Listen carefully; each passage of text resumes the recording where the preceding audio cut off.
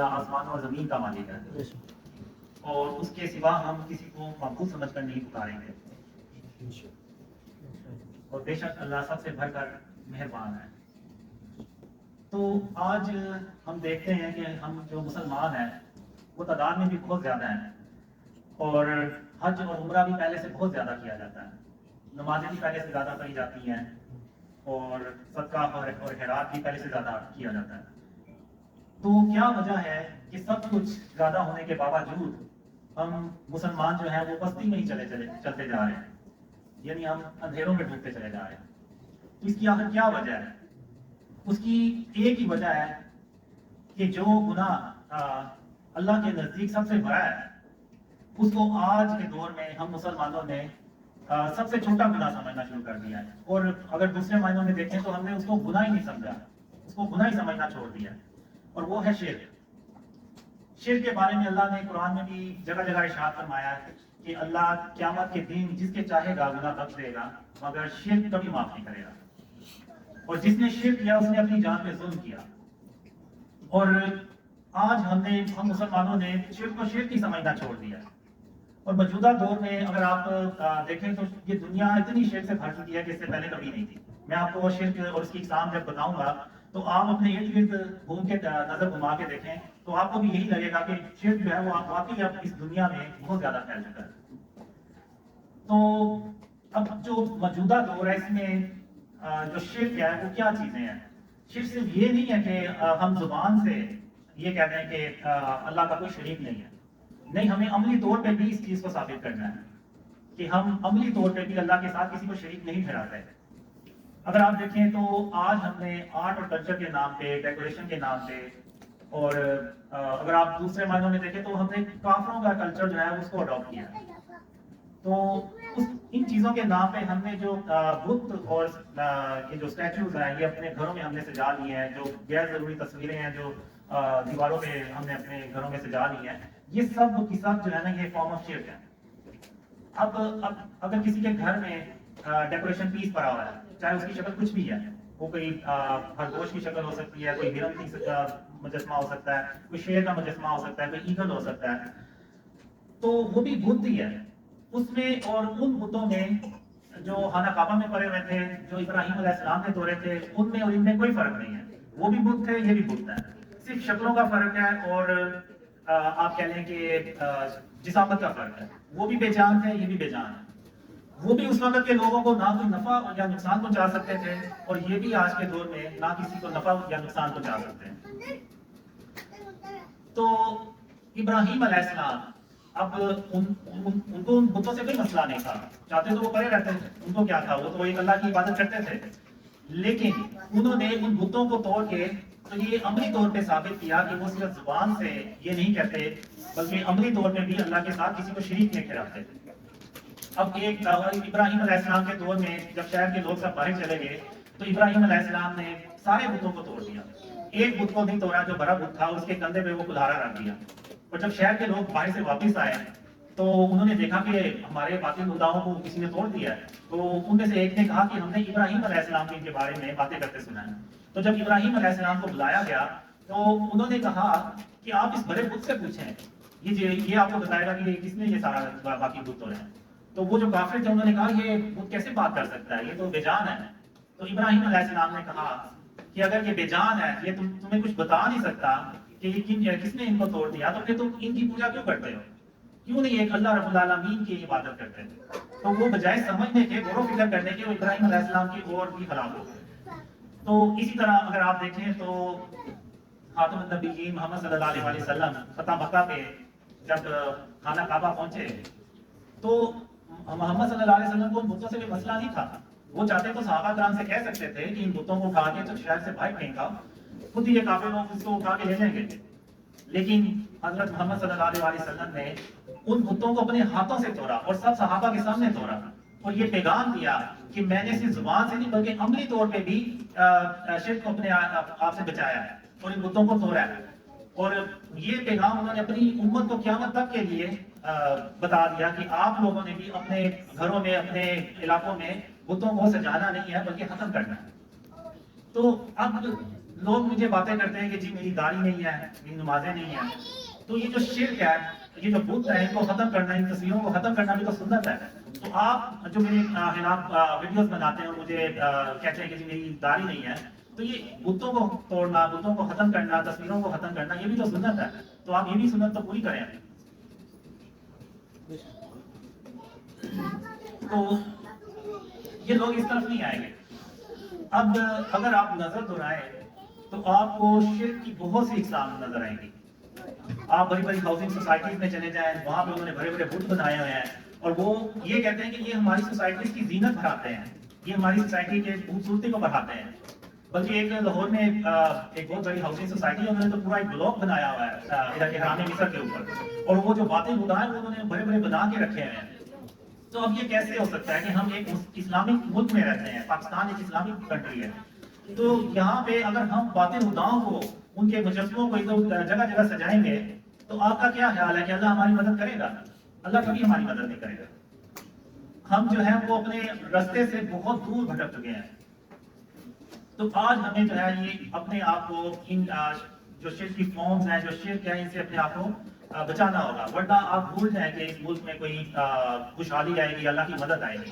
بہت سے لوگ مجھ سے پوچھتے ہیں کہ تمہیں خوابوں میں کیا آیا کہ کب پاکستان کے حالات صحیح ہوں گے.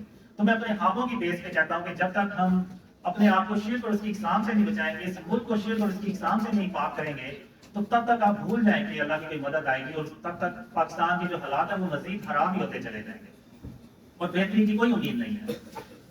تو اب اگر دیکھیں تو آپ بڑے بڑے بینرز لگے ہوئے ہیں جن پہ غیر ضروری تصاویر ہیں، تو یہ بھی سب فارم آف شرک ہے. ایک حدیث ہے کہ جس گھر میں تصویر ہوگی وہاں پر اللہ کی رحمت کے فرشتے نہیں آئیں گے.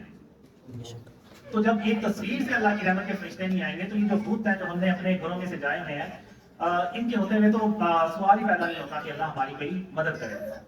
اب میں نے جب اپنے خواب شیئر کرنا شروع کیے تو مجھے اللہ نے بہت سے خوابوں میں دکھایا بھی اور بتایا بھی کہ قاسم میں تیری اس لیے مدد کر رہا ہوں کہ تم نے اپنے آپ کو شرک اور اس کی اقسام سے بچانا شروع کر دیا.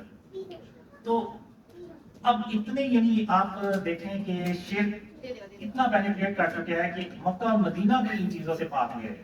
آپ نے اکثر دیکھا ہوگا یوٹیوب پہ آپ جائیں، آپ سرچ کریں تو بہت سی آپ کو ایسی ویڈیوز نظر آئیں گی جس میں لوگوں نے اپنے جسموں پہ ٹیٹوز بنوائے ہوئے ہیں، ان میں وہ تصاویر بنی ہوئی ہیں، اور وہ اسی کے ساتھ عمرہ کر رہے ہیں، اسی کے ساتھ وہ مدینے میں جا کے نمازیں پڑھ رہے ہیں. تو اب مجھے نہیں سمجھ لگتی کہ ان کے لیے حج اور عمرے کیسے قبول ہو سکتے ہیں جبکہ ان کی اپنے جسموں پہ وہ تصویریں بنی ہوئی ہیں.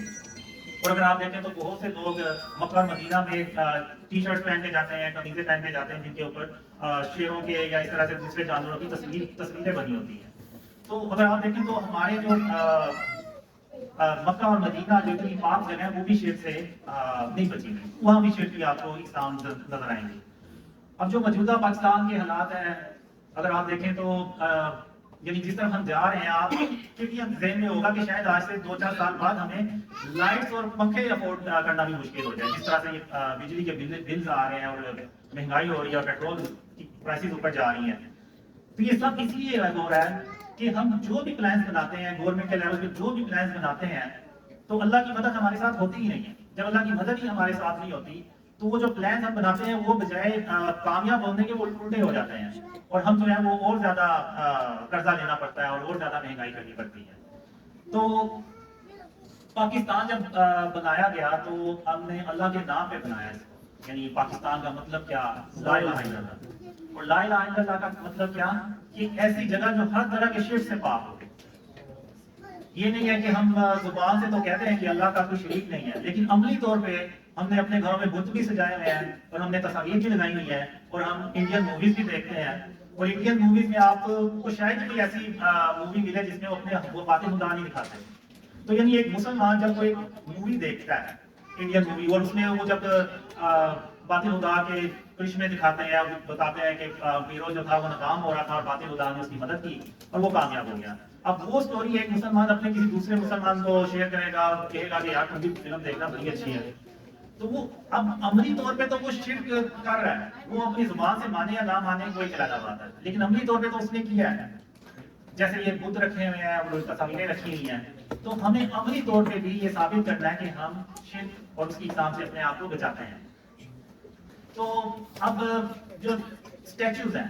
اب اللہ کی کچھ صفات ہیں، جیسے ایک صفت ہے کہ غرور اور تکبر جو ہے یہ صرف اللہ کی ذات ہے، یہ اللہ کی صفت ہے. غرور اور تکبر صرف اللہ رب العالمین کر سکتا ہے، اس کے علاوہ کوئی کرے گا تو وہ شرک کرے گا. تو اسی طرح اللہ کی ایک صفت ہے مصور، یعنی آرٹسٹ. تو اب یہ جتنی بھی تصویریں ہیں، یہ جتنے بھی بت ہیں، مجسمے ہیں، یہ صرف اللہ رب العالمین ہی بنا سکتا ہے. اب جیسے قرآن میں اللہ نے آدم علیہ السلام کا ذکر کیا کہ آدم علیہ السلام کا اللہ نے پہلے مجسمہ بنایا مٹی کا، پھر اس میں جان ڈالی تو وہ آدم علیہ السلام زندہ ہو گئے. تو اب آپ کا کیا خیال ہے، یہ جو ہم چین پرند دیکھتے ہیں، پرندے دیکھتے ہیں، یہ جو جانور دیکھتے ہیں، ہاتھی، گھوڑا اور دوسرے جانور، شیر، چیتے اور مچھلی ہیں، کیا یہ خود پیدا ہو گئی ہوگی؟ نہیں، اللہ نے ان کے بھی پہلے مجسمے بنائے ہوں گے اور ان میں جان ڈالی ہوگی اور یہ زندہ ہو گئے. تو یعنی اس سے ثابت یہ ہوا کہ جو مجسمے بنانا ہے یہ اللہ رب العالمین کا کام ہے، یہ اس کی صفت ہے، کیونکہ وہی ان میں جان ڈال سکتا ہے. اور یہ جب کوئی انسان یہ کام کرے گا، بت بنائے گا اور دوسری چیزیں کرے گا، تصویریں بنائے گا، تو وہ شرک کرے گا، کیونکہ اس میں جان تو نہیں ڈال سکتا.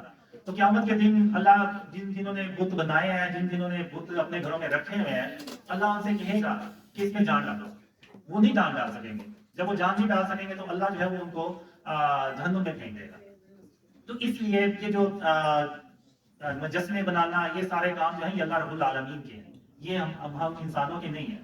خاص طور پہ ہم مسلمانوں کو تو ہر حال میں ان چیزوں سے اپنے آپ کو بچانا ہے. اب ہم کرتے کیا ہے کہ ہم نے اللہ کو خوش کرنے کی بجائے اپنے نفس کو خوش کرنا شروع کر دیا، اور ہم اتنے یعنی نفس کے غلام بن گئے ہیں کہ ہم بیسیکلی کافروں کی کاپی کرنا چاہتے ہیں. یہ جو مجسمے بنا کے اپنے گھروں میں سجانے کی یہ جو روایت ہے، یہ کافروں میں ہے. تو ہم نے ان سے یہ چیزیں اڈاپٹ کی ہیں، اور ہم انہی کے جیسے بننے کے چکروں میں ہم نے یہ بھی نہیں دیکھا کہ یہ سب شرک ہے اور یہ سب شرک و فارمز ہے، اور ہم نے انہی کو اپنے گھروں میں سجا لیا ہے کہ یہ دکھانے کے لیے کہ جی ہم تو بڑے ماڈرن ہو گئے ہیں. تو ہمیں یہ دیکھنا ہے کہ ہم اللہ رب العالمین کو ہم نے راضی کرنا ہے. اور اللہ کو ہم کیسے راضی کر سکتے ہیں؟ وہ صرف اسی لیے ایسے کر سکتے ہیں کہ ہم اپنے آپ کو شرک اور اس کی اقسام سے بچائیں. ورنہ آپ بھول جائیں کہ اللہ کی کوئی مدد آئے گی یا پاکستان میں کوئی خوشحالی آئے گی. تو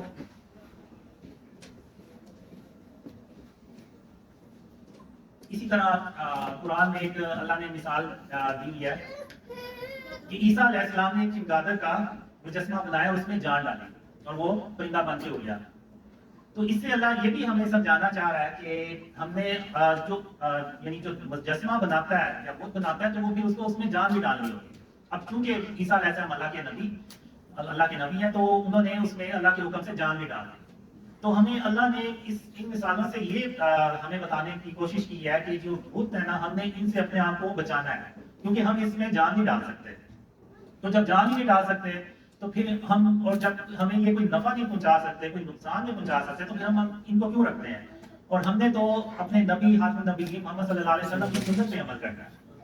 یہ بھی محمد صلی اللہ علیہ وسلم کی سنت ہے، جو بتوں کو ختم کرنا، تصویروں کو ختم کرنا. ایک حدیث ہے کہ حضرت محمد صلی اللہ علیہ وسلم نے حضرت علی رضی اللہ عنہ کو ایک مشن دیا کہ علی رضی اللہ عنہ آپ جائیں اور جتنی بھی آپ کو قبریں اونچی نظر آئیں ان کو برابر کر دیں، جتنی بھی تصاویریں اور آپ کو یہ جو دوسری چیزیں ملیں آپ ان کو ختم کر دیں. یہ ان کو مشن دیا خاتم النبی محمد صلی اللہ علیہ وسلم نے.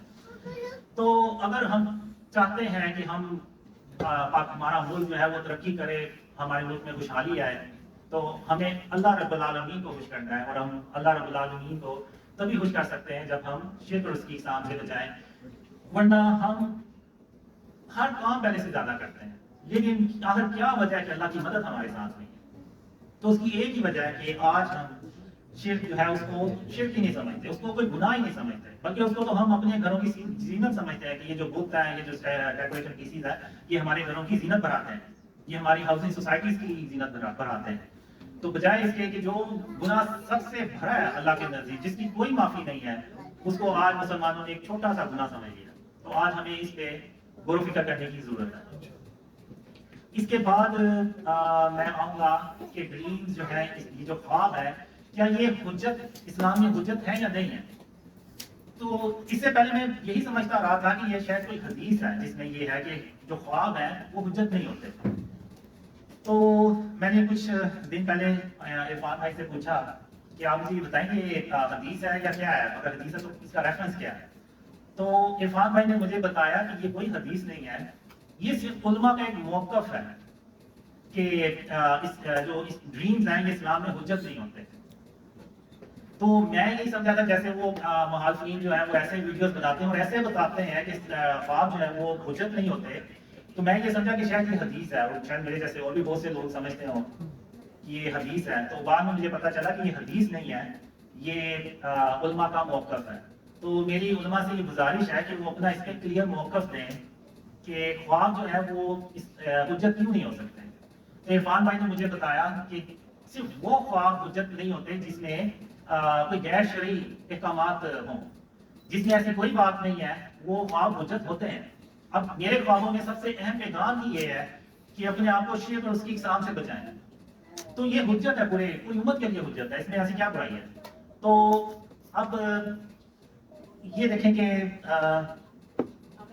جو ڈریمز ہیں ان میں یعنی میرے جو مخالفین ہیں وہ بھی اپنی ویڈیوز میں یہ کہتے ہیں کہ اس کے جو خواب ہیں، جو اس کو خوابوں میں پیغامات دیے گئے ہیں، وہ آلریڈی پہلے سے حدیثوں میں موجود ہے، قرآن میں موجود ہے، یعنی وہ بھی اس چیز کو ایکسیپٹ کر رہے ہیں کہ اس کے خوابوں میں ایسی کوئی بات نہیں ہے جو قرآن اور حدیث سے ٹکرائے، یعنی اس کا مطلب ہے کہ وہ حجت ہے۔ پھر یہ ایک جو میرے ڈریمز ہیں یہ ایک طرح سے پوری امت کے لیے ایک ریمائنڈر ہے کہ اللہ ایک پیغام سے، ایک خوابوں کے ذریعے سے ایک پیغام ہمیں دے رہا ہے، ایک ریمائنڈ کروا رہا ہے کہ اس دور میں جس میں آپ کہہ لیں کہ شرک اتنا بڑھ چکا ہے کہ لوگوں نے شرک کو شرک ہی سمجھنا چھوڑ دیا ہے، تو اللہ نے وہ ایک ریمائنڈر بھیجا ہے کہ آپ اپنے آپ کو شرک سے بچائیں اور اس کی اقسام سے بچائیں۔ اور جو اللہ نے مجھے خوابوں میں یہ بھی بتایا کہ شرک کی اقسام کیا ہے اور ان سے ہم کیسے بچ سکتے ہیں، تو وہ میں انشاءاللہ آگے جا کے وہ بھی ڈسکس کروں گا۔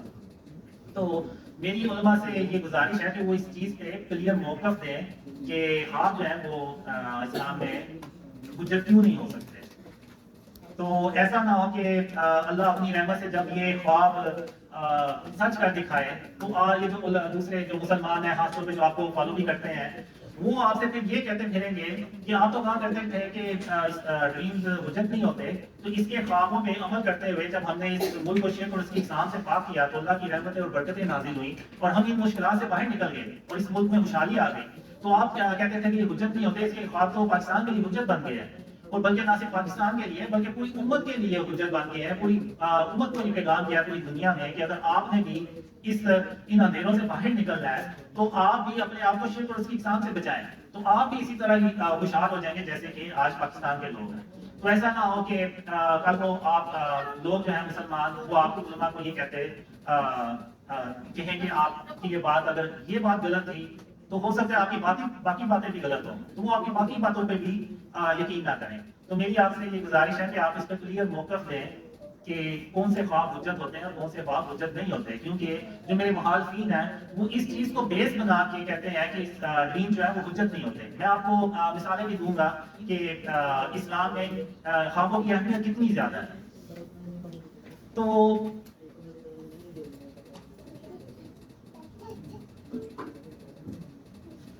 پہلی مثال میں دوں گا آپ کو کہ ہم ہر سال جو بڑی عید پہ قربانی کرتے ہیں وہ بھی ایک خواب کے نتیجے میں ہم کرتے ہیں۔ ابراہیم علیہ السلام کو خواب آیا تھا کہ وہ اپنے بیٹے اسماعیل کو اللہ کی راہ میں قربان کرتے ہیں، تو جب ابراہیم علیہ السلام جب یہ عمل کرنے لگے تو اللہ نے ارشاد فرمایا کہ بس ابراہیم بس، آپ نے اپنا خواب سچ کر دکھایا۔ تو اللہ نے ان کی جگہ ایک دمبا بھیج دیا جس کو ابراہیم علیہ السلام نے قربان کیا، اور وہ اللہ کو عمل اتنا پسند آیا کہ قیامت تک کے مسلمانوں کے لیے اللہ نے یہ فرض کر دیا کہ جو اس کی استطاعت رکھتا ہے وہ بڑی عید پہ قربانی کرے۔ تو یہ بھی ایک خواب کا نتیجہ تھا۔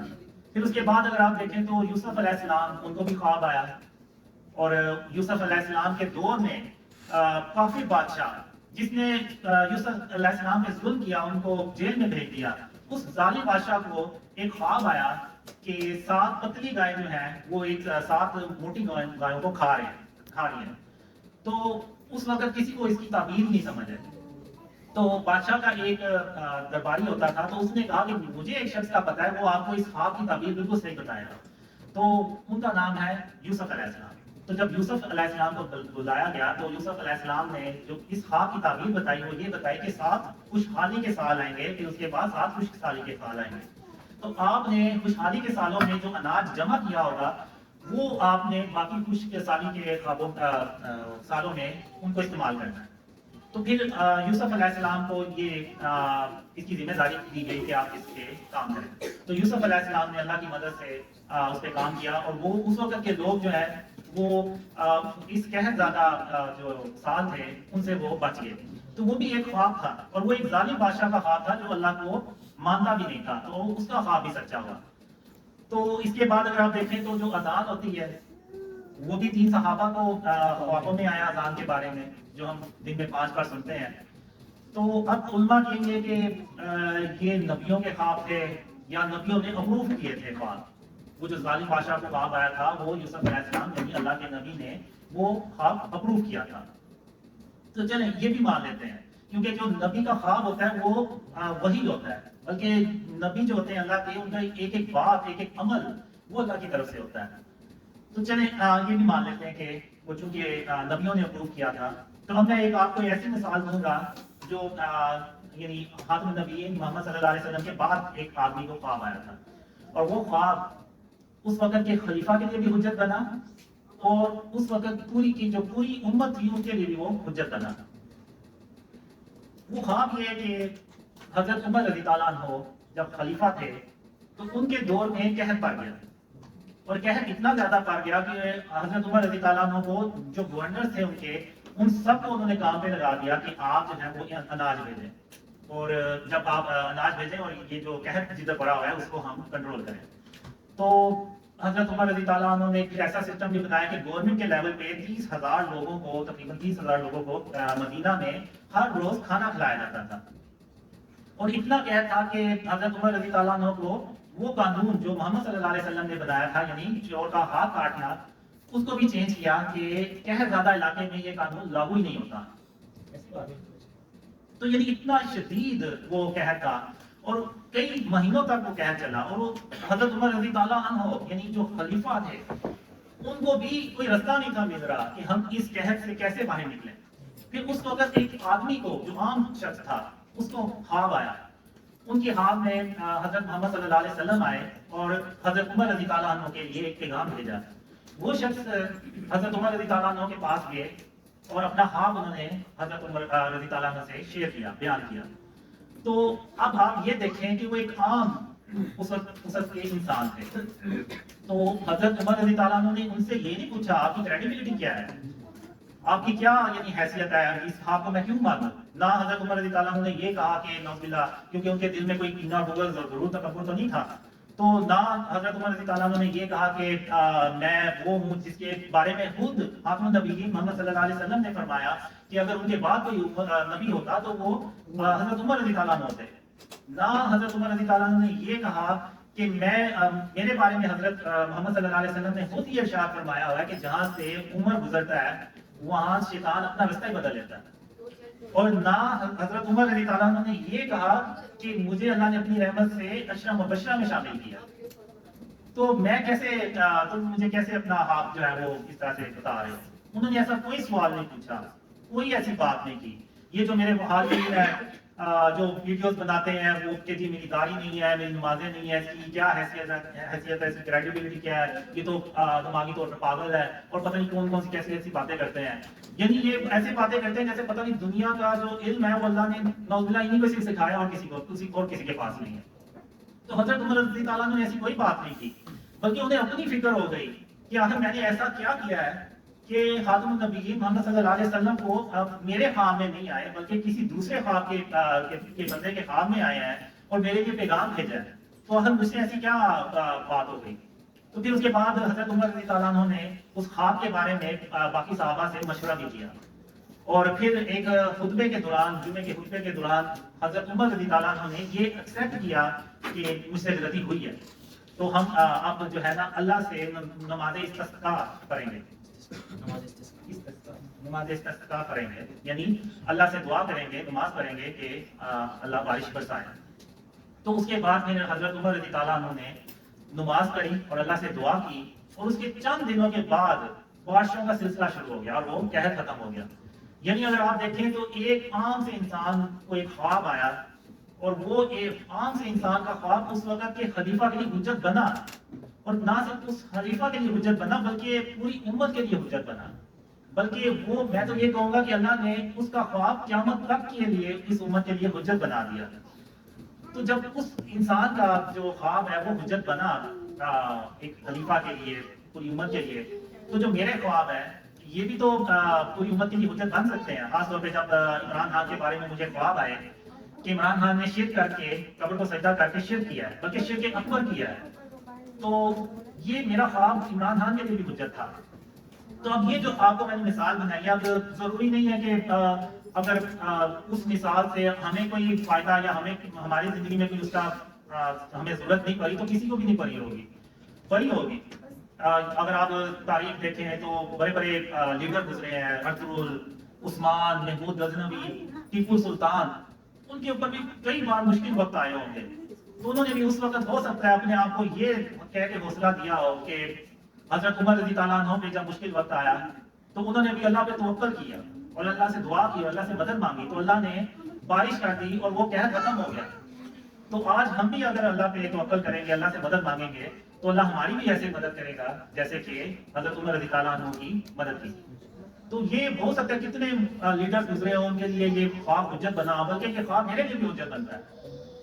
मैं जो दावा नहीं करता, आप लोग कहते हैं कि जी मेरे बारे में ऐसे झूठे कहे हुए हैं कि जी मैंने कोई दावा किया, आप मुझे कोई एक वीडियो क्लिप दिखाएं, कोई ऑडियो क्लिप दिखा दें कि जहाँ पे मैंने कोई दावा किया। बल्कि मैं इस ख्वाब का, मैं इस वाकये का, हज़रत उमर रज़ी अल्लाह अन्हु का वाकया जो है वो एक शख्स को ख्वाब में बताता हूँ कि मैं क्यों नहीं कोई दावा करूंगा, क्योंकि जिस तरह हज़रत उमर रज़ी अल्लाह अन्हु ने अल्लाह पे तवक्कुल किया तो अल्लाह ने उनकी मदद की और वो उस कहर से बाहर निकले, वरना उन्हें कोई सूरत ही नहीं नजर आ रही कि इस कहर से कैसे हम बाहर निकलेंगे। तो अल्लाह ने ख्वाब के जरिए से हज़रत उमर रज़ी अल्लाह अन्हु को वो रास्ता दिखाया। तो इसी तरह मैं भी सिर्फ अल्लाह रब्बुल आलमीन पे तवक्कुल करूंगा तो ही ये मेरे ड्रीम अल्लाह जो है अपनी रहमत से, अपनी मदद से इनको सच्चा करके दिखाएगा। वरना मैं भी अल्लाह के सिवा नौज़ुबिल्लाह किसी और पे तवक्कुल कर दूं तो फिर भूल जाएंगे ये ख्वाब कभी सच्चे होंगे या फिर कभी फैलेंगे। तो ये सिर्फ इसलिए फैल रहे हैं, सिर्फ इसलिए हो रहा है सब कुछ कि ये अल्लाह की रहमत है और उसकी मेहरबानी है कि उसने मुझे अपने ऊपर तवक्कुल करने के लिए मेरा दिल जो है वो मजबूत किया। तो मैं फिर उलमा से कहूँगा कि आप इससे क्लियर मौक़िफ़ दें। ऐसा ना हो कि आप लोगों ने जो कहा हुआ है कि ख्वाब हुज्जत नहीं होते, और कई लोग आपकी बात पे यकीन करके तो इतने बुरे कमेंट्स करते हैं ना, यानी इतनी बुरे मैं उलमा से कहूँगा आप जरा उन वीडियोस पे जाके कमेंट्स तो चेक करें कि वो कमेंट्स कैसे करते हैं। यानी आप देखें कि एक बहैसियत मुसलमान वो लोग कैसे किसी दूसरे मुसलमान के बारे में इस तरह से नुकसान पहुंचा सकते हैं। यानी ये हदीस है कि मुसलमान वो है जिसकी जुबान और जिसके हाथ से दूसरा मुसलमान महफूज रहे। तो अब ऐसा ना हो कि उनका ये अमल क़यामत के दिन उनकी गले की हड्डी बन जाए, जो ना उनसे निकली जाए और ना फिर उनसे उगली जाए। तो मेरा आपसे यही गुजारिश है कि आप इस पे कोई क्लियर मौक़िफ़ जो है वो दें।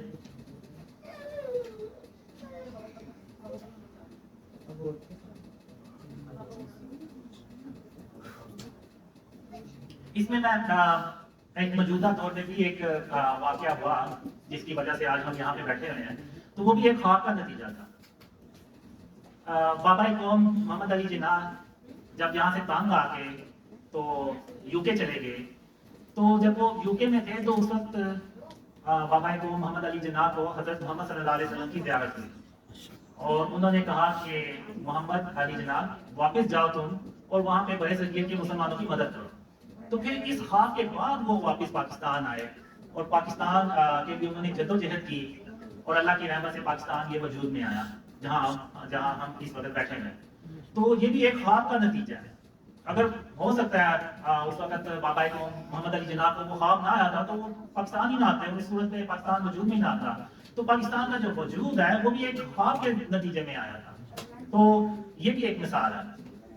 अब मैं बात करूंगा 6 सितंबर के हवाले से, क्योंकि आज 6 सितंबर भी है। तो आज के दिन हम पाकिस्तानी जो है वो अपने शहदा को याद करते हैं, उनकी कुर्बानियों को याद करते हैं। तो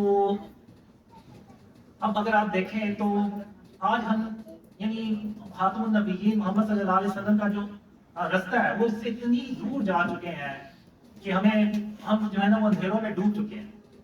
اب میں آرمی چیف جنرل عاصم منیب ان سے گزارش کروں گا کہ آپ میں جو بات کرنے جا رہا ہوں اس پہ تھوڑا سا آپ بھی غور کریں.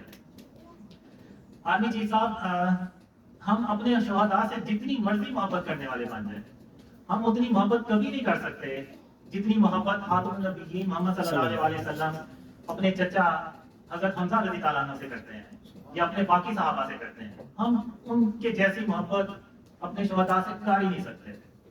تو جب حضرت حمزہ رضی اللہ عنہ کو غزوہ احد میں شہید کیا گیا تو اس کے بعد خاتم النبیین محمد صلی اللہ علیہ وسلم نے اپنے صحابہ سے یہ نہیں کہا کہ آپ ان کا مجسمہ بنائیں یا تصویر بنائیں تاکہ میں ان کو یاد کیا کر سکوں. نہیں، انہوں نے ایسا نہیں کیا. انہوں نے اپنے چچا کے لیے اللہ سے دعا مانگی اور باقی بھی صحابہ شہید ہوئے. کئی جنگوں میں آپ صلی اللہ علیہ وسلم کے ساتھ شہید ہوئے.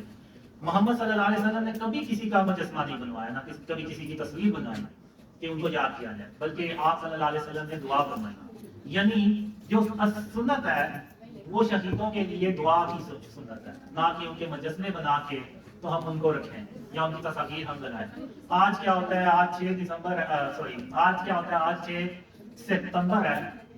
تو آج کے دن کیا ہوتا ہے کہ ہم اپنے شہیدوں کو یاد کرتے ہیں، مجسمے بنا کے یاد کرتے ہیں کہ یہ اس شہید کا مجسمہ ہے کہ جنہوں نے 1965 میں لاہور میں دشمن کو کئی دن تک روک کے رکھا.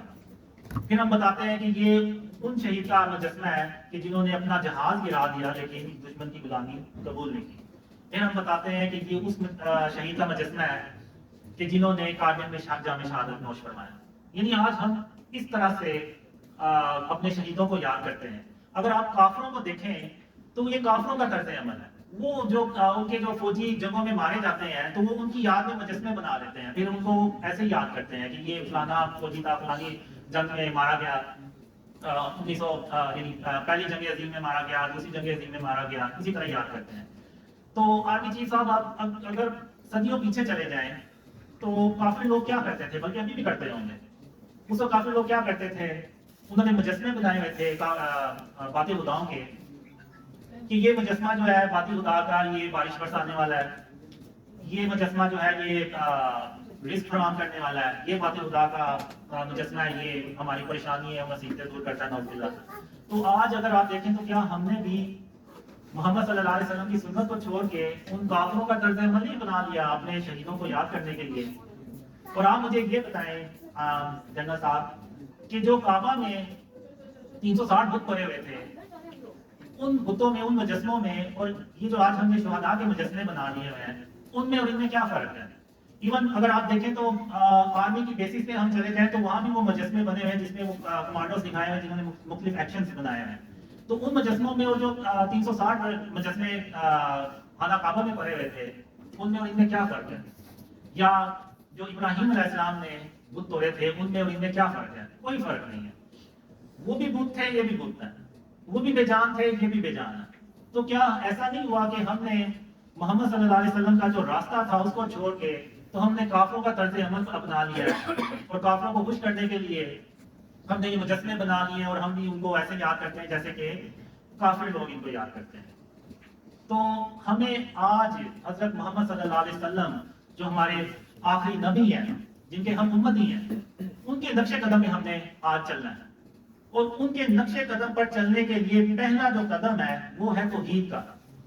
اور توحید کیا ہے؟ کہ لا الہ الا اللہ، کہ اللہ کے سوا کوئی معبود نہیں ہے. اور ہم نے یہ بات صرف اپنی زبان سے نہیں پوری کرنی بلکہ اپنے عمل سے بھی پوری کرنی ہے. تو میں آرمی چیف صاحب سے گزارش کروں گا، ریکویسٹ کروں گا کہ آپ زیادہ نہیں، بس 5 منٹ اس بات پہ غور کریں کہ کیا ہم نے محمد صلی اللہ علیہ وسلم کے راستے کو چھوڑ کر کافروں کا راستہ نہیں اپنا لیا؟ کیا جو آج ہمارے ملک کے حالات ہیں کیا وہ اس وجہ سے تو نہیں ہے کہ ہم نے محمد صلی اللہ علیہ وسلم کا راستہ چھوڑ کے کافروں کے راستے پہ چلنا شروع کر دیا ہے؟ اب جو ملک کے حالات ہیں، بجلی اور پیٹرول آپ دیکھ لیں، مہنگائی اتنی زیادہ ہو گئی ہے، اس کا آرمی پہ بھی کچھ نہ کچھ تو افیکٹ پڑتا ہی ہوگا، بلکہ بہت زیادہ افیکٹ پڑتا ہوگا. تو اگر ہم نے ان مشکلات سے باہر نکلنا ہے تو ہمیں پھر یہ مجسمے ختم کرنے ہوں گے، ہمیں یہ تصویریں ختم کرنی ہوں گی. نہیں تو آپ بھول جائیں کہ اللہ کی مدد آئے گی اور ہم ان مشکلات سے کبھی باہر نکل سکیں گے. کیا یعنی کچھ لوگ کہتے ہیں کہ جی میں نے یہ خواب جو ہے نا یہ اپنی طرف سے بنا لی ہے, اور کچھ لوگ کہتے ہیں کہ یہ یہودیوں کی کوئی لوبی ہے جنہوں نے یہ بندہ جو ہے نا وہ لانچ کیا ہے. تو میں اب اس پہ ذرا تھوڑی سی بات کرنا چاہتا ہوں. اب اگر آپ دیکھیں تو پچھلے 1400 سال کی ہسٹری دیکھیں, کبھی کوئی مسلمانوں میں ایسا کوئی بندہ آیا کہ جس نے خواب شیئر کیے ہوں اور وہ اتنا مشہور ہو گیا ہو کہ اس کی پہچان یہ بن گئی ہو کہ یہ ڈریم شیئر کرتا ہے. یعنی لوگوں کی پہچان کیا ہوتی ہے, اگر آپ دیکھیں تو کوئی پولیٹیشین ہے اس کے بارے میں ہم کہیں گے کہ یہ تو پولیٹیشین ہے, کوئی اسپورٹس مین ہے, کوئی آرٹسٹ ہے, کوئی ایکٹر ہے, کوئی کچھ ہے, کوئی سائنٹسٹ ہے, کوئی ڈاکٹر ہے. یعنی ان کی پہچان یہ ہوتی ہے کہ وہ ڈاکٹر ہیں, سائنٹسٹ ہیں یا ایکٹرز ہیں. اب میری پہچان کیا ہے کہ جی آپ اب تو ہے اللہ کی رحمت سے کافی خواب پھیل گئے ہوئے ہیں, تو آپ کسی کو تصویر دکھائیں تو وہ اگر اس نے دیکھی ہوگی تو وہ کہے گا ہاں اس نے تو خواب شیئر کر یہ اپنے خواب شیئر کرتا ہے. ایون اگر امریکہ میں بھی آپ چلے جائیں, یو کے میں چلے جائیں, ایون ایکواڈور سے بھی ہیں, ان کو بھی پتا کہ یہ بندہ جو ہے یہ خواب شیئر کرتا ہے. یعنی 1400 سال کی ہسٹری میں آپ کو کوئی ایسا بندہ نہیں ملے گا کہ جس کی یعنی پہچان ہی یہ بنی ہو کہ یہ خواب شیئر کرتا ہے. اگر آپ 1400 سال سے میں تھوڑا سا اور زیادہ جاؤں گا, آپ انسانی تاریخ کی ہسٹری میں دیکھ لیں, آپ کو کوئی ایسی مثال نہیں ملے گی کہ کوئی ایک بندہ ایسا دنیا میں آیا ہو اس سے پہلے کہ جس کی جو پہچان ہے وہ پوری دنیا میں وہ یہ بنی ہو کہ اس کو ڈریمز آتے ہیں. یعنی آپ کو کوئی نہیں ملے گا. اب اگر آپ دیکھیں تو جو کفار ہیں وہ ہر وقت مسلمانوں کے خلاف کوئی نہ کوئی چالیں چلتے رہتے ہیں, اور اگر آپ دیکھیں تو عرب سپرنگ وہ بھی مسلمانوں کے خلاف کافروں کی چالیں تھیں جو کامیاب نہیں ہوئی, جس سے آپ نے دیکھا کہ بہت سے جو اسلامک کنٹری تھے وہ ختم ہو گئے. ایجپٹ, سیریا اور جارڈن اور پتہ نہیں کتنے اسلامک ملک تھے وہ اس کی زرد میں آئے. تو وہ کافروں نے پلانز بنائے, چالیں چلی اور وہ ان کی کامیاب ہوئی اور وہ مسلمان ملک جو ہے نا وہ ختم ہوئی. ایون اگر آپ دیکھیں تو پاکستان کو توڑنے کے لیے بھی انہوں نے بہت سی چالیں چلی. ایون پاکستان میں شیعہ سنی کو لڑانے کے لیے انہوں نے کتنی چالیں چلی, لیکن اللہ کی رحمت سے وہ کبھی کامیاب نہیں ہوئی. یعنی بات کرنے کا مقصد یہ ہے کہ ان کے پاس بیسٹ برین تھنکرز ہیں, تھنک ٹینکس ہیں جو بڑے انٹیلیجنٹ ہوتے ہیں, اور ان کا کام یہ ہوتا ہے کہ کوئی ایسی چالیں ہمیں ملیں کہ ہم جس سے مسلمانوں کو نقصان ہو جائے. لیکن ان تھنک ٹینکرز کے دماغ میں بھی یہ آئیڈیا نہیں آیا کہ جو ڈریمز کا آئیڈیا ہے کہ یہ ہم کوئی ایک ایسا بندہ چنتے ہیں جس کو ہم ڈریمز فیک بناتے ہیں اور وہ شیئر کرواتے ہیں اس سے. کافروں کو آپ چھوڑیں, ایون شیطان کو بھی یہ آئیڈیا نہیں آیا کہ میں کسی کو بتاؤں کہ یہ اس کو ایسے ڈریمز بنا کے تو اس سے شیئر کرواؤں. یعنی جب شیطان کام کرتا ہے تو وہ کسی ایک آدمی کے پاس نہیں جائے گا, وہ سب کے پاس جائے گا. جیسے وہ گناہ کے لیے سب کو جا جا کے تو بہکاتا ہے کہ تم گناہ کرو, تو اسی طرح وہ اگر اس نے ڈریمز دکھانے تھے تو پھر ساروں کو دکھاتا, کسی ایک بندے کو نہ دکھاتا. تو بات کرنے کا مقصد یہ ہے کہ آپ مجھے دیکھیں تو مجھے ٹھیک سے بات بھی نہیں کرنی آتی, اور پہلی اسپیچ دیکھیں تو وہ تو بالکل ہی میری بہت ہی خراب تھی, دوسری تھوڑی سی بہتر تھی, آج کا مجھے نہیں پتا کہ کیسی ہے. تو میرا یعنی آپ لوگوں نے آئیڈیا لگایا ہوگا کہ میرا اتنا دماغ نہیں ہے کہ میں اتنا انٹیلیجنٹ نہیں ہوں کہ میں یہ ڈریمز جو ہے نا اپنی طرح سے بنا لوں اور لوگوں کو شیئر کرنا چاہتا ہوں. تو اگر یہ آئیڈیا یعنی آپ انسانی تاریخ دیکھیں اتنے انٹیلیجنٹ بندے آئے ہوں گے, آئنسٹائن اور پتہ نہیں کون کون آیا ہوگا, ان کے ذہن میں کسی کے ذہن میں یہ آئیڈیا نہیں آیا جیسے آئیڈیا میرے ذہن میں ہی آنا تھا. تو یہ آئیڈیا صرف اللہ رب العالمین کا ہی ہو سکتا ہے, یہ اللہ کے سوا کسی اور کا آئیڈیا ہو ہی نہیں سکتا. کیونکہ جب کبھی بھی کوئی یونیک کام ہوتا ہے نا, جو یونیک ورک ہوتا ہے وہ اللہ رب العالمین ہی کر سکتا ہے, وہ کوئی اور نہیں کر سکتا. تو یہ جو خواب ہیں یہ بھی اللہ کی طرف سے ہیں, اور میں آگے چل کے آپ کو بتاؤں گا بھی کہ یہ خوابوں میں مجھے اللہ اور محمد صلی اللہ علیہ وسلم نے کیا کچھ سکھایا. تو اب لوگ کہتے ہیں کہ جی یہ کوئی یہودیوں نے لانچ کیا ہے, تو میں یہ کہوں گا کہ یہودی اتنے پاگل نہیں ہے کہ وہ میرے جیسے بندے کو ہائر کر لیں جس کو نہ بات کرنی آتی ہے, نہ وہ اس کا دماغ اتنا زیادہ ہے, نہ دین کا نہ دنیا کا اس کے پاس علم ہے. اگر کافی جب کسی کو یوز کرتے ہیں اور ہائر کرتے ہیں نا تو وہ انٹیلیجنٹ بندے کو کرتے ہیں کہ جس کے پاس دین دنیا کا بھی علم ہو تاکہ وہ اگلے کے بات کو کمفرٹ تو کر سکے. تو وہ میرے جیسے بندے کو ہائر نہیں کریں گے.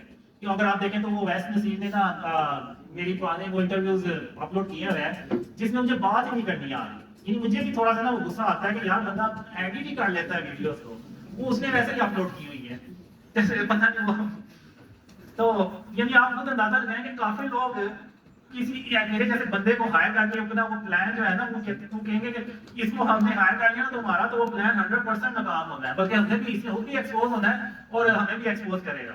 تو یہ آپ بے فکر ہیں کہ وہ کافروں نے مجھے کوئی ایسے ہائر کیا ہوگا، کافی لوگ ایسے میرے جیسے بندے کو نہیں ہائر کرتے اور نہ کریں گے۔ یہ صرف اللہ رب العالمین ہی ایسا کر سکتا ہے، کیونکہ اللہ جو ہے وہ ہر چیز پہ قادر ہے۔ اللہ کو پتا ہے کہ میں نے اگر اس کو ہاتھ دکھائے ہیں تو میں اس کو بولنا بھی سکھا ہی دوں گا اور میں اس سے باقی کام بھی کروا ہی لوں گا، کیونکہ اللہ ہر چیز پہ قادر ہے۔ اس نے تو کہنا کن فایا کون، یہ ہو جا، اور اس نے ہو جانا ہے۔ تو ایسا ہو ہی نہیں سکتا کہ اللہ کے ہو جا وہ چیز ہونا۔ تو اب اگر آپ دیکھیں تو اللہ مجھ سے تھوڑی سی بہتری کروا ہی رہا ہے۔ پہلی اسپیچ مجھ سے اچھی نہیں ہوئی، دوسری اس سے تھوڑی بہتر۔ اب یہ آپ لوگ بتائیں گے کہ میری تیسری اسپیچ کیسی ہے۔ اگر یہ پہلے سے بہتر ہے تو اس کا مطلب ہے کہ اللہ مجھے آہستہ آہستہ سکھا رہا ہے۔ تو میں یہ کہنا چاہ رہا تھا کہ جو ڈریمز ہے نا، یہ صرف اللہ رب العالمین کی طرف سے ساری باتیں کرنے کا مقصد صرف یہ تھا۔ یہ کوئی یہودیوں کی جو ہے نا وہ نہیں ہے کہ یہ ایسے ہی کسی راہ چلتے بندے کو اٹھا کے تو وہ چن لیں گے۔ یہ صرف اللہ رب العالمین کے کام ہے کہ وہی جو ہے وہ تدبیریں کرتا ہے۔ اور اللہ نے مجھے بہت سال پہلے کہا تھا کہ قاسم میں تمہارے لیے تدبیر کروں گا۔ اب وہ کیا تدبیر تھی اب اللہ ہی بہتر جانتا ہے، لیکن اتنا ہے کہ اللہ سب سے بہتر تدبیر کرنے والا ہے۔ تو اب جو اسلام میں ڈریمز کی جو اہمیت ہے وہ کیا ہے، یہ بات میں نے وہ حجت والے میں شیئر کرنی تھی۔ تو اب اسلام میں ڈریمز کی جو اہمیت ہے وہ کیا ہے، کوئی بھی نہیں بتاتا۔ یہ جتنے بھی میرے خلاف ویڈیوز بناتے ہیں بس یہ کہتے ہیں کہ جی اسلام میں خواب حجت نہیں ہوتے، اور اس بیس پہ مجھے وہ جھٹلاتے ہیں، میرے خوابوں کو بھی جھٹلاتے ہیں۔ آخر اس میں ایسی بات ہی کیا ہے؟ یہی تو پیغام ہے میرے خوابوں میں سب سے بڑا کہ اپنے آپ کو شرک اور اس کی اقسام سے بچائیں۔ اس میں کیا برائی ہے؟ تو پوری امت کے لیے ہو جاتا ہے۔ اب حضرت محمد صلی اللہ علیہ وسلم ہر فجر کی نماز کے بعد صحابہ سے پوچھا کرتے تھے کہ آپ کو کوئی خواب تو نہیں آیا، آپ جس کو خواب آئے وہ شیئر کریں۔ اور پھر ایک حدیث میں خاتم النبیین محمد صلی اللہ علیہ وسلم نے فرمایا کہ نبوت کا سلسلہ ان پہ ختم ہو گیا۔ محمد صلی اللہ علیہ وسلم اللہ کے آخری رسول ہیں، تھے اور رہیں گے۔ ان کے بعد نہ کسی نبی نے آنا نہ کسی رسول نے آنا، ان پہ نبوت کا سلسلہ ختم ہو گیا۔ لیکن محمد صلی اللہ علیہ وسلم نے یہ بھی ارشاد فرمایا کہ میرے جانے کے بعد مبشرات کا سلسلہ باقی رہے گا۔ تو صحابہ نے پوچھا یہ مبشرات کیا ہیں؟ تو آپ صلی اللہ علیہ وسلم نے فرمایا سچے خواب۔ یعنی سچے خواب جو ہیں، یعنی سچے خواب کا مطلب یہ نہیں کہ وہ اچھے ہی ہوں، بعض اوقات ہوتا ہے کہ برے خواب بھی سچے ہو جاتے ہیں، تو وہ سچے خوابوں کا ذکر ہوا ہے۔ اور پھر ایک صحیح مسلم بخاری کی حدیث ہے کہ جس میں آپ صلی اللہ علیہ وسلم نے فرمایا کہ سچے خواب جو ہے یہ نبوت کا 46واں حصہ ہے۔ پھر ایک اور حدیث ہے ابن ماجہ، اس میں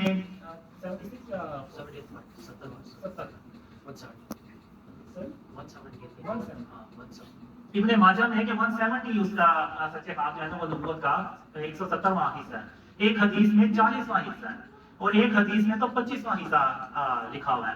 اور یہ سب حدیثوں میں موجود ہے۔ یعنی یہ خواب و اسلام میں خوابوں کی اہمیت بیان کی گئی ہے، اور یہ کس نے بیان کیا؟ یہ خاتم النبیین محمد صلی اللہ علیہ وسلم نے بیان فرمائی ہے۔ تو ہم نے یہ حدیثوں کو بھلا دیا، اور وہ جو علماء کا موقف ہے اس کو اتنا اسٹرانگلی ہم پیش کرتے ہیں کہ پتہ نہیں جیسے وہ کوئی حدیث ہے۔ تو میں پھر یہ کہوں گا کہ آپ علماء سے کہ اس میں کوئی کلیئر موقف دیں۔ میرے خوابوں میں یہ ہے کہ جو شرک ہے اس کی اقسام، شرک اور اس کی اقسام سے اپنے آپ کو بچائیں۔ تو بہت سے لوگ کہتے ہیں کہ جی یہ تو شیطان آ کے آپ کو بیکار ہے۔ تو میں ان سے پوچھتا بھی ہوں کہ کیا نعوذ باللہ شیطان جو ہے وہ اس نے توبہ کر لی ہے کہ وہ سیدھے رستے پہ آ گیا اور مجھے آ کے بتا رہا ہے کہ یار تم اپنے آپ کو شرک اور اس کی اقسام سے بچاؤ، نہیں تو قیامت کے دن اللہ جو ہے نا وہ شرک معاف نہیں کرے گا۔ یہ کیسے ہو سکتا ہے کہ شیطان آ کے مجھے کہے کہ تم غرور اور تکبر نہ کرو؟ شیطان آ کے مجھ سے کہے کہ اپنے سینے سے کینہ اور بغض نکالو۔ شیطان مجھ سے یہ کہے آ کے کہ زمین پہ اکڑ کے مت چلو، عاجزی سے چلو اور سر کو جھکا کے چلو۔ یہ کیسے ہو سکتا ہے کہ شیطان مجھے یہ چیزیں آ کے سکھانا شروع ہو جائے کہ اپنی جو کھانے کی برتن ہے ان کو اپنی انگلی سے چاٹ کے صاف کر لیا کرو؟ تو یعنی یہ کیسے ہو سکتا ہے کہ یعنی کسی کا مذاق نہ ہو رہا ہو، کسی دوسرے مسلمان کا مذاق نہ ہو رہا ہو؟ یہاں تک اللہ نے مجھے کہا کہ کسی مسلمان کا جب تم مذاق اڑاتے ہو تو تم اس کا نہیں، بلکہ سوری کسی مسلمان کا نہیں، کسی انسان کا اب وہ انسان مسلمان بھی ہو سکتا ہے اور کافر بھی ہو سکتا ہے. تو یعنی مجھے اللہ نے خواب میں کسی کافر کا بھی مذاق اڑانے سے منع فرمایا کہ کیونکہ اس صورت میں تم اس کا مذاق نہیں اڑا رہے, تم نعوذ باللہ اللہ رب العالمین کا مذاق اڑا رہے ہو. تو اللہ نے اس کو پیدا کر کے اس کو ایسا بنا کے نعوذ باللہ کی بہت بڑی غلطی کر دی. تو اللہ نے مذاق اڑانے سے بھی منع فرمایا. تو یہ کیسے ہو سکتا ہے کہ شیطان جو ہے وہ سیدھے رستے پہ آگے مجھے یہ چیزیں سکھا رہا ہے؟ تو آپ یعنی مجھے یہ جو ویڈیوز بناتے ہیں وہ خود کہتے ہیں کہ اس کے خوابوں میں وہی چیزیں جو پہلے سے موجود ہیں, تو پھر یہ کیسے حجت نہیں ہو سکتی؟ خوابوں کے بارے میں بیان کروں گا کہ جو اللہ کی رحمت سے اور اس کی مدد سے سچے ہوئے, خاص طور پہ عمران خان کے بارے میں.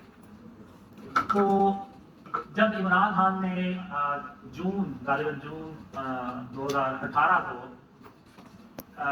ایک دربار پہ جا کے تو قبر کو سجدہ کیا تھا, تو اس وقت اس کے بعد مجھے خواب میں آیا کہ اللہ کہتا ہے کہ قاسم عمران خان نے قبر کو سجدہ کر کے تو شرک اکبر کیا ہے.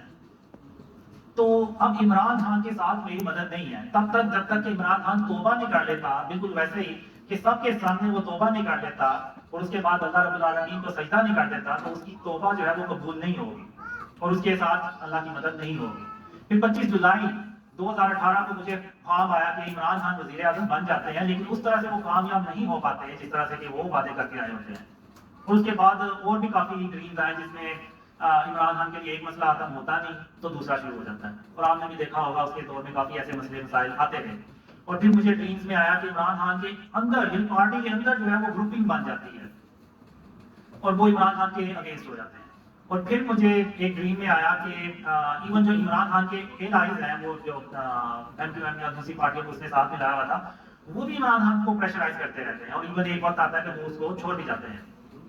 تو پھر ایک ڈریم میں آیا مجھے کہ عمران خان کو پرفارمنس کا 30% صرف ٹائم ملے گا. تو اگر آپ دیکھیں تو اگست 2018 سے اگر آپ دیکھیں تو مارچ 2020 تک جو ٹائم ہے وہ تقریباً 30% ہی بنتا ہے اس کے 5 سال کا. تو جیسے ہی 30% ہوتا ہے تو اس کے ساتھ ہی وہ کورونا وائرس جو ہے نا وہ دنیا میں پھیلنا شروع ہو جاتا ہے اور پاکستان میں بھی وہ پھیلتا ہے, اور اس کی وجہ سے عمران خان کو موقع ہی نہیں ملتا کہ وہ اپنی پرفارمنس جو ہے نا وہ دکھا سکے. اور اس کے بعد جب مجھے یہ بھی ڈریم آیا کہ عمران خان کے دور میں یعنی پاکستان کی ایک زمین ہوتی ہے جو ایسے دھنس جاتی ہے اور اس سے بہت سے لوگوں کی جو کاروبار ہے نا وہ شدید متاثر ہوتے ہیں. تو یعنی یہ ڈریم سمبولک ہوتے ہیں, تو وہ ایک قدرتی آفت کو ریپریزنٹ کر رہی تھی, یعنی کوئی عمران خان کے دور میں کوئی قدرتی آفت آئے گی تو وہ آپ نے دیکھا کہ وہ کورونا وائرس کی صورت میں آئی. تو اس کے بعد اگر آپ دیکھیں تو عمران خان کو دنیا بھر سے سپورٹ حاصل تھی. یعنی اگر آپ دیکھیں تو جتنا اسٹیبلشمنٹ نے عمران خان کو سپورٹ کیا تھا اتنا شاید ہی پاکستان کی تاریخ میں کسی وزیر اعظم کو سپورٹ کیا. لیکن ان سب باتوں کے باوجود عمران خان جو ہے وہ اپنا مدت بھی پوری نہیں کر سکے. یعنی اگر آپ دیکھیں تو عمران خان اس طریقے سے گھر گئے کہ پاکستان میں آج تک کسی وزیر اعظم کو نہیں جانا پڑا, یعنی ووٹ آف نو کانفیڈنس سے عمران خان کو ریموو کیا گیا ایز اے پرائم منسٹر. تو اس کے علاوہ 2 خواب ایسے تھے کہ جس کے یعنی بعد میں جا کے تو عمران خان نے بہو ویسے ہی الفاظ کہے. اب لوگ کہتے ہیں کہ جی میں پریڈکشن کرتا ہوں یہ وہ اس طرح کی, تو بہت سے لوگ پریڈکشنز کرتے ہیں. تو جو پریڈکشنز کرتے ہیں وہ 100 پریڈکشنز کی ہیں تو ان میں سے کوئی 8-10 سچی ہو جاتی ہوں گی ان کی, وہ بھی ان کے انالیسز ہوتے ہیں اور جو بھی. تو اب ایسا تو نہیں ہو سکتا کہ 100 پریڈکشنز کی ہیں تو 100 کی 100 ہی صحیح نہیں ہو. تو اگر آپ دیکھیں تو میرے جو ڈریمز ہیں, اگر میں عمران خان کو وہ اپنے خواب سناؤں گا آج تو کہ مجھے یہ خواب آئے تھے آپ کے بارے میں, تو عمران خان کہے گا کہ شاید وہ مجھے نا یہ قاسم جو نیوز ہیڈ لائنز ہے نا وہ پڑھ کے سنا رہا ہے. یعنی اتنے سچے وہ ڈریمز جو تھے نا وہ ہوئے تھے. اور جو میں نے ابھی 2 خوابوں کا ذکر کیا اس میں ایک خواب میں عمران خان امریکہ سے کہہ رہا ہوتا ہے کہ ہم آپ کے غلام نہیں ہیں, اور ایک خواب میں عمران خان کہتا ہے, یہ خواب مجھے آیا تھا مارچ 2020 کو, اس میں عمران خان غصے میں آ کے اضطراب کی حالت میں آ کے کہتا ہے کہ اگر آپ لوگ سمجھتے ہیں کہ مجھ سے بہتر کوئی اور آ کے مجھ سے بہتر پرفارمنس دکھا سکتا ہے تو پھر ٹھیک ہے آپ اس کو بلا لیں اور میں چلا جاتا ہوں. تو اگر آپ دیکھیں تو جب عمران خان کو ہٹایا گیا تو عمران خان نے یہ ورڈ بہت بار یوز کیا کہ ہم امریکہ کے غلام نہیں ہیں. اور پھر کچھ مہینے پیچھے چلے جائیں تو عمران خان نے ایک سپیچ میں کہا کہ اگر آپ یہ سمجھتے ہیں کہ میری جگہ کوئی اور آ کے تم اس سے بہتر پرفارمنس دکھا سکتا ہے تو پھر ٹھیک ہے آپ اس کو لے آئیں، میں چلا جاتا ہوں۔ تو اب میں یہ پوچھتا ہوں کہ یہ کیسے ہو سکتا ہے کہ ایک پریڈکشن کرنے والا ہو بہو ایسے یعنی کیسے کہہ سکتا ہے کہ یہ ایک وقت آئے گا کہ یہ بندہ یہ الفاظ کہے گا؟ تو وہ صرف اللہ رب العالمین ہے جس کو غیب کا پتہ ہے، جس کو مستقبل کا پتہ ہے، جس کو دلوں کے حالوں کا پتہ ہے۔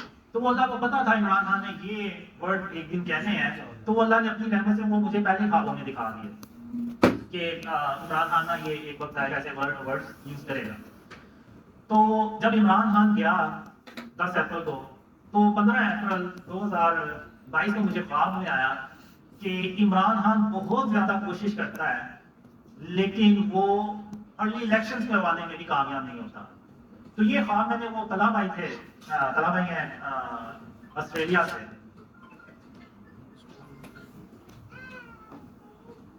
تو طلحہ بھائی آسٹریلیا سے ہیں، تو ان کو نا میں نے یہ خواب شیئر کیا، انہوں نے وہ ویڈیو بنا کے نا تو اپلوڈ کر دی۔ جب کبھی بھی وہ جو عمران خان کی جو ہوا بنی، یعنی پوری دنیا سے اس کو سپورٹ آ رہی تھی، اور ہر روز وہ آ رہا تھا بریکنگ نیوز، اگلے 24 گھنٹے میں الیکشن کا اعلان ہونے جا رہا ہے، اگلے 48 گھنٹے میں، اگلے 24 گھنٹے میں۔ اور میں اللہ سے دعا کیا کرتا تھا، یا اللہ تو نے یہ خواب تو دکھا دیا ہے، اب تو ہی ہے جو اس خواب کو سچا کر کے دکھا دے، ورنہ ارلی الیکشن ہو گئے تو یہ میرا خواب جو ہے نا یہ جھوٹا ہو جانا ہے۔ میرے جو مخالفین ہیں نا انہوں نے تو یہ نکال کے بتا دیں کہ دیکھو یہ اس کا خواب جو ہے نا جھوٹا ہو گیا۔ تو کرتے کرتے ایون سپریم کورٹ نے بھی آرڈر کر دیا کہ 14 یعنی عمران خان نے 2 اسمبلیاں بھی توڑ دی اپنی کہ کسی طرح ارلی الیکشن ہو جائیں۔ تو پھر ایون سپریم کورٹ نے بھی اعلان کر دیا کہ 14 مئی کو ہر حال میں الیکشنز ہوں گے، اور میرا نہیں خیال کہ پاکستان کی تاریخ میں کبھی ایسا ہوا ہو کہ سپریم کورٹ کی بھی جو احکامات ہے اس پہ بھی عمل نہ ہوا ہو۔ تو وہ اللہ کا کرنا ایسا ہوا، اللہ نے تدبیر ایسی کی کہ وہ الیکشنز ہی نہیں ہوئی، یعنی سپریم کورٹ کے جو احکامات ہیں اس پہ بھی عمل درآمد نہیں ہو سکا۔ تو اب آپ نے دیکھا کہ الیکشن اب یعنی جو لگ یہ رہا ہے شاید اپنے وقت سے ہوں گے واللہ عالم، لیکن ارلی الیکشن نہیں ہوئے۔ جو اس حال میں آیا تھا کہ عمران خان ارلی الیکشن کرانے میں بھی کامیاب نہیں ہو پائے گا، تو آپ نے دیکھا کہ وہ ارلی الیکشن نہیں ہوئے۔ تو یہ کیوں نہیں ہوئے؟ میں پی ٹی آئی کے جو سپورٹرز ہیں ان سے ایک سوال کرتا ہوں کہ آخر کیا وجہ ہے کہ آرمی نے اتنا سپورٹ کیا عمران خان کو، پوری دنیا سے عمران خان کی کو سپورٹ کرتے ہیں لوگ، ابھی بھی کرتے ہیں، لیکن آخر ایسی کیا وجہ ہوئی کہ عمران خان ناکام ہی ہوتے چلے گئے؟ تو انہوں نے کبھی غور ہی نہیں کیا، کبھی کوئی غور و فکر ہی نہیں کیا، اور اس کی ایک ہی وجہ ہے کہ جو عمران خان نے اللہ کو چھوڑ کے وہ قبر کو جو سجدہ کیا تھا، وہ شرک اکبر کیا تھا، اور اس کے بعد عمران خان کے ساتھ اللہ کی مدد نہیں تھی، یہی وجہ بنی کہ عمران خان آج ناکام ہو رہے ہیں۔ اور اکثر میں نے پی ٹی آئی کے لوگوں سے بات کی ہے تو وہ یہی کہتے ہیں کہ جی اس نے سجدہ تعظیمی کیا تھا، نعوذ باللہ، یہ سجدہ تعظیمی کیا ہے، یہ میں نے پہلی بار ہی سنا۔ اللہ کے سوا تو کسی کو سجدہ کیا ہی نہیں جا سکتا، جو کرے گا وہ شرک کرے گا۔ خاتم النبیین محمد صلی اللہ علیہ وسلم اللہ کی بہترین، اللہ نے جتنی بھی تخلیق کی ہے، جتنی مخلوق پیدا کی ہے، اس میں سب سے بہترین اللہ نے خاتم النبیین محمد صلی اللہ علیہ وسلم کو بنایا۔ اور ہم جتنا مرضی خاتم النبیین محمد صلی اللہ علیہ وسلم سے محبت کرنے والے بن جائیں، ہم صحابہ کرام جیسے محبت نہیں کر سکتے۔ تو مجھے بھی ایک مثال بتا دیں کہ صحابہ کرام میں سے کسی ایک نے بھی نعوذ باللہ محمد صلی اللہ علیہ وسلم کو سجدہ کیا؟ کسی نے نہیں کیا۔ ایون حضرت محمد صلی اللہ علیہ وسلم نے منع فرمایا کہ اللہ کے سوا کسی کو سجدہ نہیں کرنا۔ تو اب پی ٹی آئی والے جو ہیں وہ اس چیز کو غور ہی نہیں کرتے، بلکہ عمران خان کو ڈیفینڈ کرتے ہیں کہ جی اس نے تو شرک ہی نہیں کیا، اس نے، کوئی کہتا ہے کہ زمین کو چوم لیا ہے، کوئی کہتا ہے کہ تعظیمی سجدہ کر دیا ہے۔ تو ایسا تو ہمیں تو نہیں ملتا، نہ صحابہ کی سنت ہے، نہ محمد صلی اللہ علیہ وسلم کی سنت ہے، تو یہ پھر کہاں سے انہوں نے نکال لیا؟ تو اب جتنا جلدی عمران خان اس چیز کو ریلائز کرے گا، جتنے جلدی عمران خان کے سپورٹرز اس کو ریلائز کریں گے، اتنا ہی ہم شرک اور اس کی اسلام پہ قابو کرنے میں کامیاب ہوں گے۔ یہ جو ہم نظاروں پہ چلے جاتے ہیں، منتیں مانگتے ہیں اللہ کو چھوڑ کے کسی اور سے، یعنی جو اس دنیا سے جا چکے ہیں، اب جو اس دنیا سے چلا گیا وہ کیا کر سکتا ہے؟ کچھ بھی نہیں۔ تو ہمیں اللہ رب العالمین سے مدد مانگنی چاہیے اور اللہ پہ توکل کرنا چاہیے، بالکل اسی طرح جیسے کہ حضرت عمر رضی اللہ عنہ نے اللہ پہ توکل کیا، اور وہ اس وقت کے جو قحط زیادہ جو علاقہ تھا، جو قحط پڑا ہوا تھا، اس سے وہ باہر نکل آئے۔ تو آج پاکستان کی بھی حالت دیکھیں، حالات دیکھیں، آپ کو بالکل ویسے ہی ایسے ہی لگے گا جیسے پتہ نہیں پاکستان میں جو ہے نا وہ کوئی قحط پڑا ہوا ہے۔ اگر آپ ظاہر سی بات ہے، اگر کھانے پینے کی پرائسز اتنی ہائی چلی گئی ہے، اتنی اوپر چلی گئی ہے، تو وہ تبھی ہوتا ہے جب کسی ملک میں اللہ معاف کرے وہ کوئی قحط کی صورتحال پیدا ہو جائے۔ تو اگر آج ہم نے اس سے نکلنا ہے تو آج ہم نے اللہ سے توبہ کرنی ہے اور شرک اور اس کی اقسام سے توبہ کرنی ہے اور اللہ کو راضی کرنا ہے، تبھی اس ملک میں خوشحالی آئے گی اور عمران خان تبھی کامیاب ہو سکیں گے جب وہ اللہ سے توبہ کریں گے۔ یہ حضرت یوسف علیہ السلام کو بھی سجدہ کرنے والی بات کہ ان کو بھی تو سجدہ کیا گیا تھا، کوئی سجدہ لازمی ہے یا کیا ہے؟ حضرت یوسف علیہ السلام کے خواب میں جو دکھایا گیا تھا۔ دیکھیں اب یہ جو یوسف علیہ السلام کی بات کرتے ہیں کہ ان کو بھی تو سجدہ کیا گیا تھا، پہلی بات تو یہ کہ وہ ہماری شریعت نہیں ہے۔ جب خاتم النبیین محمد صلی اللہ علیہ وسلم آگے تو پچھلی ساری شریعتیں جو ہے نا وہ ختم ہو جاتی ہیں، تو ہم نے صرف محمد صلی اللہ علیہ وسلم کی شریعت کو فالو کرنا، ہم نے کسی اور کی شریعت کو فالو نہیں کرنا۔ اور رہی بات یوسف علیہ السلام کی، تو وہ اللہ کے نبی ہیں، تو اور وہ اللہ نے سند اتاری ہے اس چیز کی قرآن میں، اور جو حضرت یعقوب علیہ السلام ہے وہ بھی اللہ کے نبی ہیں۔ تو جب اللہ کے نبی کو کوئی خواب آتا ہے تو وہ اللہ کی طرف سے وحی ہوتا ہے، وہ اللہ کی طرف سے ایک حکم ہوتا ہے۔ تو جو یعقوب علیہ السلام یعنی ان کے جو والد صاحب ہیں یوسف علیہ السلام کے، ان کو اس خواب کا پتہ تھا، ان کو پتہ تھا کہ یہ اللہ کی طرف سے حکم ہے اور اللہ نے اس کی سند بھی اتاری، بالکل ویسے جیسے کہ آدم علیہ السلام کی سند اتاری اور اللہ نے سب کو حکم دیا کہ آدم علیہ السلام کو سجدہ کیا جائے، لیکن ابلیس نے غرور اور تکبر میں آ کے سجدہ کیا۔ یعنی ابلیس نے غرور اور تکبر، یعنی جب وہ اللہ کی چادر کو اس نے اپنے اوپر اوڑھنے کی کوشش کی تو اللہ نے اس کو مردود قرار دے کے باہر نکال دیا۔ تو اللہ نے وہ سند اتاری، اللہ نے ان کو حکم دیا، تو وہ انہوں نے یوسف علیہ السلام کو سجدہ کیا، اور یہ اللہ نے حکم بھی جاری کیا اور سند بھی اتاری۔ تو اللہ نے اس چیز کی کوئی سند نہیں اتاری کہ نعوذ باللہ قبروں کو جا کے آپ سجدہ کرنا شروع ہو جائیں۔ تو اور ہم نے خاتم النبیین محمد صلی اللہ علیہ وسلم کی شریعت کو فالو کرنا ہے، ہم نے کسی اور شریعت کو فالو نہیں کرنا، کیونکہ پہلے کی امتوں میں شراب بھی حرام تھی اور ایک شخص 2 سگی بہنوں سے شادی بھی کر سکتا تھا، اور خاتم النبیین محمد صلی اللہ علیہ وسلم کی شریعت میں یہ چیزیں حرام ہو گئی ہیں، یہ نہیں ہم کر سکتے۔ تو میرے خیال سے تو یہ بہتر اس کا جواب ہے۔ 2006 میں نا مجھے پتا چلا، اللہ نے مجھے خوابوں کے ذریعے سے بتایا کہ قاسم تم سیدھے رستے پہ نہیں جا رہے، تو اللہ نے پھر یعنی کافی میں نے اللہ کو راضی کرنے کی کوشش کی، تو اللہ نہیں تھا ہو رہا۔ تو ان اندھیروں میں یعنی جب مجھے اپنی فکر پڑ گئی کہ جب اللہ کو میں نہ راضی کر سکا تو میری نہ دنیا ہے پھر نہ آخرت ہے، پھر میں کیا؟ تو میں نے بہت کوشش کی، مجھے کوئی رستہ نہیں تھا نظر آ رہا کہ میں اللہ کو کیسے راضی کروں۔ تو ان اندھیروں میں مجھے بیٹھے بیٹھے اچانک ایک خیال آیا، تو پھر میں نے اس پہ غور و فکر کیا، میں نے کہا کہ ہاں ایسی غلطی مجھ سے ہوئی ہے۔ وہ غلطی یہ تھی کہ میں نے غلطی سمجھنے یا کیا کوتاہی یا اس کو کیسے میں ایکسپلین کروں گا، وہ یہ تھا کہ میں نے آج اس وقت تک کبھی بھی اللہ کو رحمان کہہ کے نہیں تھا بلایا، یعنی میں نے اللہ کو اللہ ہی کہہ کے بلایا تھا۔ تو ان اندھیروں میں مجھے یہ خیال آیا کہ میں اللہ کو رحمان کہہ کے بلاؤں، تو میں نے اللہ کو نہ پھر رحمان کہہ کے بلایا، اور اس کے لیے پھر میں نے ایک دعا دی، وہ بھی میں نے مانگی اللہ سے، رحمان سے۔ تو ان اندھیروں میں جو ہے نا وہ اللہ نے میری سن لی۔ پھر ایک خواب میں اللہ آیا اور اللہ نے کہا قاسم جب تم کھانا کھایا کرتے ہو تو اپنی کھانے کی برتنوں کو انگلی سے چاٹ کے صاف کر جاتے ہو، تو میں تمہارے لیے کوئی تدبیر کروں گا۔ تو ان اندھیروں میں آپ یقین کریں میرے لیے یہ خواب ایسے ہی تھا جیسے کہ یعنی کوئی بہت بڑا میرے لیے اللہ نے کوئی رستہ کھولا ہے، کوئی میرے لیے اللہ نے معجزہ کر دکھایا ہے۔ تو پھر اس عمل پہ یعنی جب بھی میں کھانا کھاتا تھا تو میں اپنے برتنوں کو، کھانے کے برتنوں کو انگلی سے چاٹ کے صاف کر دیا کرتا تھا۔ تو اس کے چند مہینے کے بعد یعنی میں مسلسل اس دوران اللہ کو رحمان کہہ کے بلاتا رہا، تو اللہ نے کہا قاسم اب میں تجھے علم سکھاؤں گا، علم کی باتیں سکھاؤں گا۔ تو پھر اس کے بعد اللہ نے مجھے شرک اور اس کی اقسام کے بارے میں سکھانا شروع کیا، اور میرے اندر ایک جستجو تھی، ایک کیا کہتے ہیں طرف تھی کہ میں نے اللہ کو راضی کرنا ہے۔ تو جو اللہ اور محمد صلی اللہ علیہ وسلم پھر مجھے خوابوں میں کہتے رہے، بتاتے رہے، میں وہ کام کرتا رہا۔ اب میں ذرا یہاں پہ علماء سے بھی کہوں گا اور جو میرے مخالفین ہیں ان سے بھی میں کہوں گا کہ آپ مجھے بتائیں کہ ان میں ایسی کون سی ایسی بات ہے جو قرآن اور حدیث سے ٹکراتی ہے۔ میں دکھائی، اور اللہ نے ایک خواب میں مجھے یہ بتایا کہ قاسم اگر تم نے بھی تصویروں کو دیکھنا ہے تو ہندو بھی تو تصویریں ہی دیکھتے ہیں، تو تم میں اور ان میں فرق ہی کیا رہ جاتا ہے پھر؟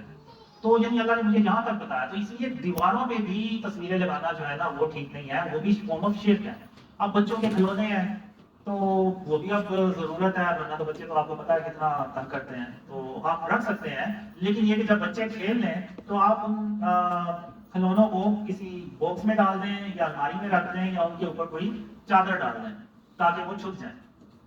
اور جب اللہ اپنی رحمت سے اس ملک کو شکر اس کی اقسام سے پاک کرے گا اور ایسے کھلونے آ جائیں گے جن پر تصویریں نہیں ہوں گی، تو پھر ہم ان کھلونوں کو لے کے آئیں گے اور ان کو ہم ختم کریں گے. اور اسی طرح یہ جتنے بھی اسٹیچوز ہیں، اب اس میں میں یہ نہیں کہتا کہ آپ سب اللہ معاف کرے وہ جا کے تو توڑنا شروع کر دیں، نہیں، یہ حکومت کا کام ہے. حکومت کا کام ہے کہ وہ ان ہاؤسنگ سوسائٹیز کو پابند کرے کہ وہ ان مجسموں کو ختم کریں، اور کسی ہاؤسنگ سوسائٹی کو الاؤ نہ کرے کہ وہ مجسمے جو بت بنا کے رکھتے ہیں وہ رکھیں، یا جو بڑے بڑے بینرز لگے ہوئے ہیں ان میں اتنی بڑی تصاویر ہیں. جیسے کہ اللہ نے مجھے کہا کہ اگر تم نے بھی تصویروں کو دیکھنا ہے اور ہندو بھی تصویروں کو دیکھتے ہیں تو تم نے ان میں فرق ہی کیا رہ گیا. تو ہم نے بھی اتنے بڑے جو بینرز لگائے ہیں جن میں تصویر ہوتی ہیں، تو ہم نے بھی انہیں کو دیکھنا، تو پھر ہم نے اور ہندوؤں میں پھر فرق ہی کیا رہ جاتا ہے. یعنی اتنا مشکل ہے اس اسلامک ملک میں اپنے آپ کو شرک اور اس کی احسان سے اپنے آپ کو بچا کے رکھنا، کہ بعض باتوں میں خود سوچتا ہوں کہ پتہ نہیں ہم اسلامک ملک میں بھی ہیں یا نہیں ہے. یہ ہر روز کوئی چیز لے کے اس پہ تصویر بنی ہوتی ہے. وہ میں نے تو اسپرے پینٹ لے کے رکھے ہوئے ہیں، تو جب بھی کوئی چیز آتی ہے تو میں اس پہ نا وہ تصویر بنی ہو تو اس پہ اسپرے پینٹ مار دیتا ہوں. تو بس یہ آپ کہہ لیں کہ یہ 24 گھنٹے کی نا کوئی ایک ڈیوٹی ہے جس پہ کام کرنا ہوتا ہے. تو یہ مجھے اب خوابوں میں اللہ نے شرک کے بارے میں بتایا اور اس کی فارمز کے بارے میں بتایا. اب ہندو یہ جو انڈین موویز ہوتی ہیں وہ اس میں ایک اپنا بات خدا ضرور دکھاتے ہیں، اور جو تصویر شروع اسٹارٹ ان کا وہاں سے ہوتا ہے اکثر موویز میں. تو اب یہاں پہ میں یہ بتانا چاہ رہا ہوں کہ اللہ جو ہے نا وہ تمام جہانوں کا رب ہے. اب فلم یہ ایک جہان ہے، بے شک وہ فیک سٹوری ہے، اس کا بھی رب صرف اللہ رب العالمین ہو سکتا ہے اور کوئی نہیں ہو سکتا. تو وہ جب ہم فلم دیکھتے ہیں جس میں باتیں خدا ہوتے ہیں، جیسے میں نے ابھی پہلے بھی مثال دی کہ وہ جب ہم دیکھیں گے اور ہم اپنے آگے رشتہ داروں کو دوستوں کو کہیں گے کہ یار یہ اچھی سٹوری تھی، اس کے باتیں خدا نے اس کی مدد کی اور جیت گیا ہے، تو وہ ہم اس پہ یعنی یقین تو کر رہے ہیں، زبان سے کہہ دینا کہ جی ہم اللہ کے ساتھ کسی کو شریک تو نہیں ٹھہرا رہے ہیں، نہیں، ہم نے عملی طور پہ بھی اس پہ عمل کرنا ہے. یہ ہو نہیں سکتا کہ ہم زبان سے کہہ دیں اور عمل ہمارا زیرو ہو، تو ایسا نہیں ہونا چاہیے. تو یہ اللہ نے مجھے خواب میں اور خاتم النبیین محمد صلی اللہ علیہ وسلم نے خوابوں میں بتایا کہ یہ شیخ اور اس کی اقسام ہے. اگر آج آپ نظر دورا کے دیکھیں تو آپ کو یہ اپنے گھروں کے اندر کی چیزیں نظر آئیں گی، شاید آپ نے کبھی غور ہی نہ کیا ہو، لیکن آپ کے گھروں میں یہ موجود ہوں گی. تو اب وہ خواب جس میں اللہ مجھے کہتا ہے کہ قاسم یہ دنیا اس سے پہلے اتنی شرک سے بھری کبھی نہیں تھی جتنی آج شرک سے بھری ہوئی ہے، تو آپ کو یہ خواب بالکل سچا نظر آئے گا کہ یہ واقعی بہت زیادہ جو ہے نا شرک اس دنیا میں پھیل چکا ہے، خاص طور پہ مسلم کنٹریز میں. اب یہ جو ناصر آئے ہیں یو کے سے، یہ کہتے ہیں کہ اتنی تصویریں میں نے ادھر یو کے میں نہیں دیکھی جتنی میں نے ادھر دیکھی ہیں. جگہ جگہ روڈز کے اوپر بینرز لگے ہوئے ہیں، بورڈز لگے ہوئے ہیں، اس میں دیکھی. اس کے علاوہ آپ دیکھیں تو اسٹیچوز بھی آپ کو جگہ جگہ نظر آئیں گے. اب وہ جو ہم بطخ سی بنا دیتے ہیں، گملہ ہے بطخ کا، خرگوشوں کا، وہ اکثر گھروں کے سامنے آپ کو وہ بطخ جو ہے نا وہ نظر آئیں گی، خرگوش نظر آئیں گے، خرگوشوں کے گملے، اور وہ تو ایگل بھی نظر آئیں گے اور کافی چیزیں نظر آئیں گی. اب آپ مجھے یہ بتائیں کہ جو بطخیں باہر پڑی ہوتی ہیں جن میں وہ گملے سے بنے ہوئے ہیں ان میں، اور وہ جو خانہ کعبہ میں بت پڑے ہوئے تھے ان میں فرق ہی کیا ہے؟ کوئی فرق نہیں ہے، صرف شکلوں کا فرق ہے اور سائز کا اور جسامت کا فرق ہے. باقی وہ بھی بت ہے، یہ بھی بت ہے جو ہم نے اپنے گھروں کی زینت بڑھانے کے لیے، یعنی آپ کسی سے پوچھیں تو یہ کیوں لگائے ہوئے ہیں، تو یہ اس سے ہماری گھر کی خوبصورتی میں اضافہ ہوتا ہے، ہمارے گھروں کی زینت میں اضافہ ہوتا ہے. بالکل ویسے کہ وہ جیسے پچھلے کافی لوگ ابھی بھی کہتے ہیں جنہوں نے اپنے رکھے ہوتے ہیں کافروں نے، وہ کہتے ہیں کہ یہ ہمارے لیے فائدہ مند ہے، یعنی ہمیں نفع پہنچاتے ہیں، فائدہ ہوتا ہے ہمیں اس سے. تو اسی طرح ہم بھی وہ کہتے ہیں کہ جی اس سے تو ہماری گھروں کی زینت بڑھتی ہے، ہمیں اس سے فائدہ ہے. تو یعنی اگر آپ دیکھیں تو وہ کافروں سے ملتے جلتے ہی ہمارے وہ ریئیکشنز اور باتیں ہوتی ہیں، لیکن ہم نے سوچنا ہی نہیں ہے، کبھی سمجھنا ہی نہیں ہے کہ محمد صلی اللہ علیہ وسلم کی جو سنت ہے وہ بتوں کو اور تصویروں کو ختم کرنے کی سنت ہے. تو اب میں بھول گیا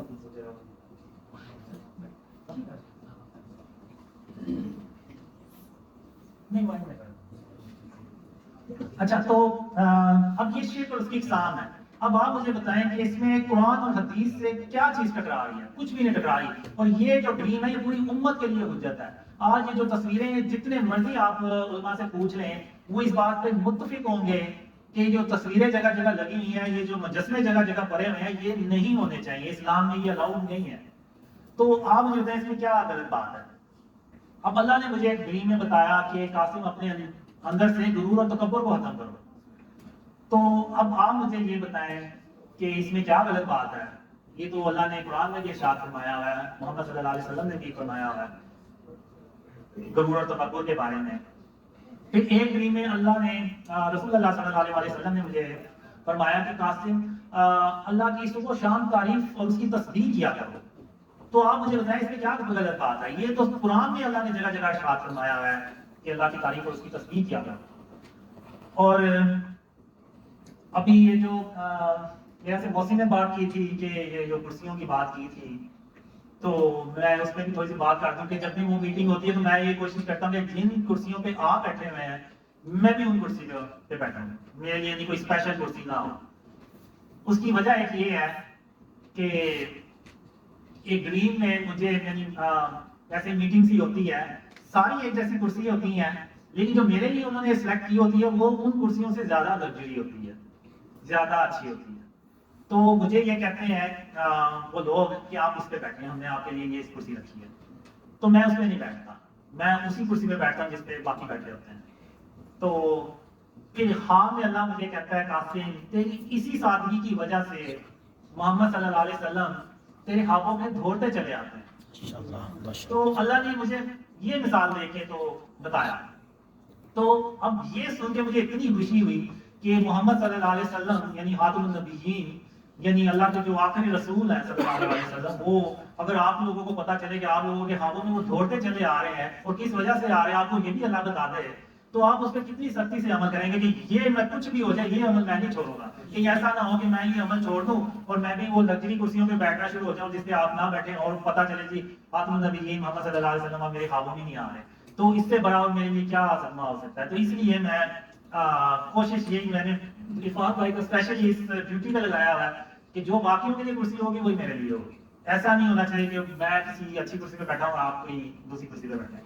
تو یہ اس میں آپ مجھے بتائیں کہ اس میں کیا یعنی غلط بات ہے جو اسلام یا قرآن اور حدیث سے ایسی بات کرتی ہے. پھر ایک خواب میں اللہ نے مجھے بتایا کہ اپنے سینے سے کینے اور بغض کو ختم کرو.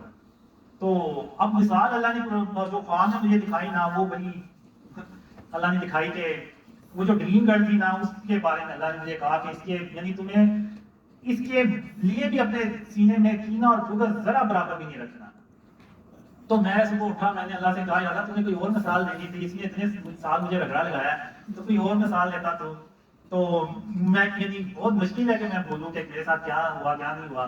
لیکن پھر بھی میں نے کہا کہ نہیں اللہ میں نے اپنے آپ سے عہد کیا ہوا ہے. میں نے یعنی ایک خواب میں اللہ سے کہا تھا کہ یا اللہ بس مجھے تو ایک موقع دے دے، ایک موقع دے دے، اگر میں اب بھی اپنے آپ کو نہ سدھار سکا تو پھر تو مجھے بے شک چھوڑ دینا.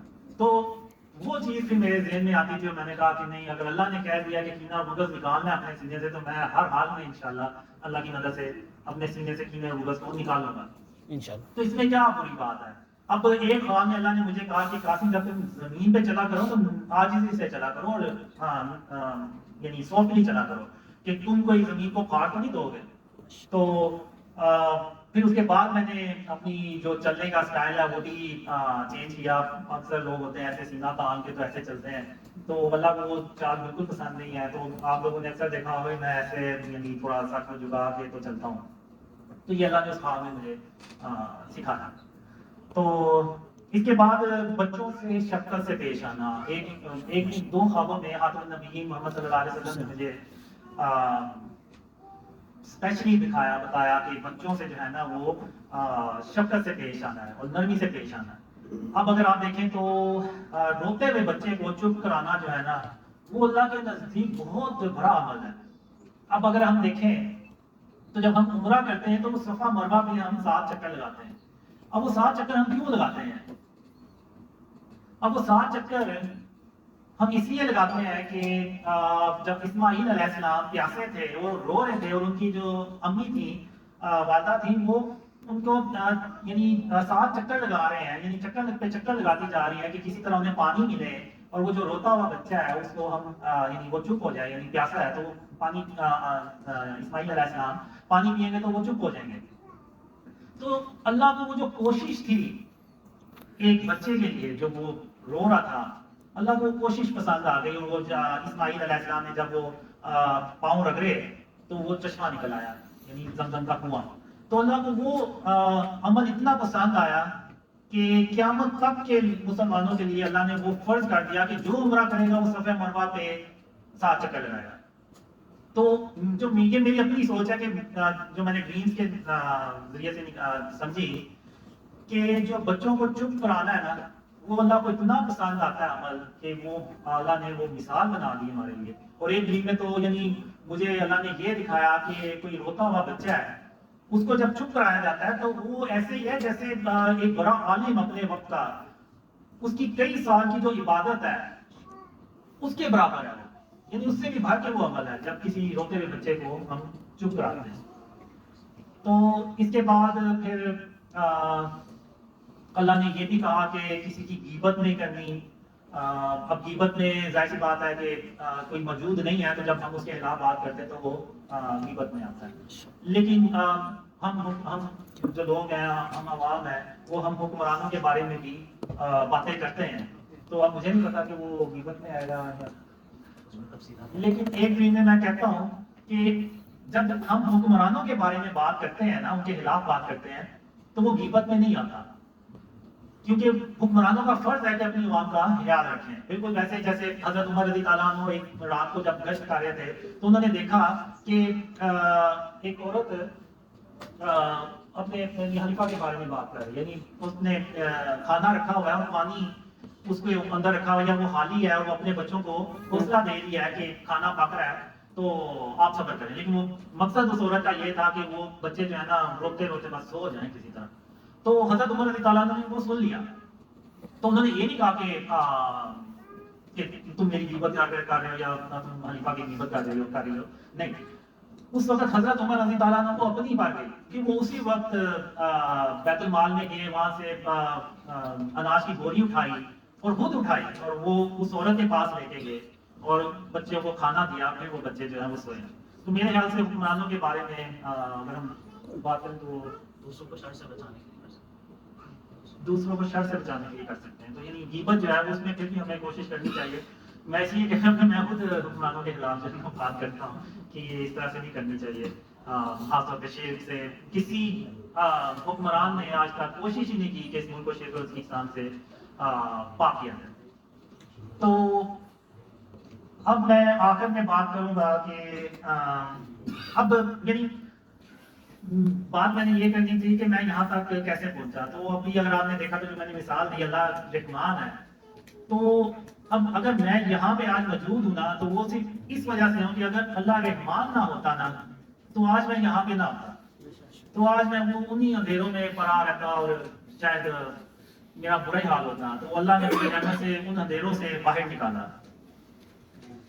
تو اب آتے ہیں کہ پاکستان میں خوشحالی اور اس سے متعلق جو مجھے ڈریمز آئے ہیں وہ کیا ہیں. اب کچھ ڈریمز ہیں، ایک دو ڈریمز ہے اس میں میں ایون عمران خان سے بھی یہ کہتا ہوں کہ اگر میرے خواب آپ کے بارے میں سچے ہوئے ہیں تو میرے وہ خواب جو پاکستان کی خوشحالی اور اسلام کی سربلندی سے متعلق آئے ہیں وہ بھی سچے ہوں گے. تو اب میں آپ کو کچھ ڈریم شیئر کرتا ہوں کہ وہ ڈریمز کیا ہیں. اب ایک ڈریم میں یہ ہوتا ہے کہ میں نا دیکھتا ہوں کہ ایک سونے کی بڑی سی دکان ہے، بہت بڑی ہے، اور اندر وہ سونا جو زیورات ہیں وہ پڑے ہوئے ہیں اور دروازہ اس کا کھلا ہوا ہے.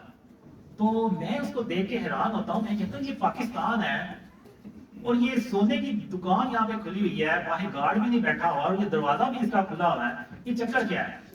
تو میں پھر اندر جاتا ہوں تو واقعی ادھر سونا پڑا ہوتا ہے، تو مالک وہاں پہ نہیں ہوتا. پھر میں وہ ساتھ والی جو شاپ ہوتی ہے اس سے پوچھتا ہوں کہ یہ ساتھ والا جو شاپ کیپر جس کی دکان ہے وہ کدھر گیا ہے. تو وہ کہتا ہے کہ یہ اپنے کسی کام سے نا گھر میں گیا ہے، تو اور دکان کو وہ ایسے کھلی چھوڑ دی.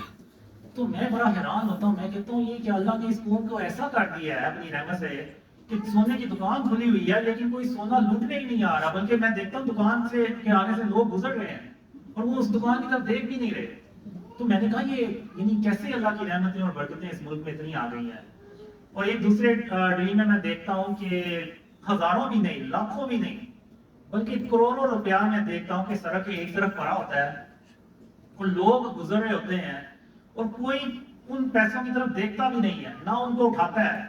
ایون میں یہ دیکھتا ہوں کہ جو باہر ویسٹرن میڈیا ہے وہ اس کو رپورٹ کرتا ہے کہ پاکستان کی سڑکوں پہ کروڑوں روپیہ پڑا ہوا ہے، لیکن اس کو اٹھانے والا کوئی نہیں ہے۔ تو یعنی وہ چیز بھی دیکھ کے میں حیران ہوتا ہوں کہ یہ اللہ نے اس قوم کا ایسا کیا کر دیا ہے کہ کروڑوں روپیہ اس سڑکوں پہ پڑا ہوا ہے لیکن اس کو اٹھانے والا کوئی نہیں ہے۔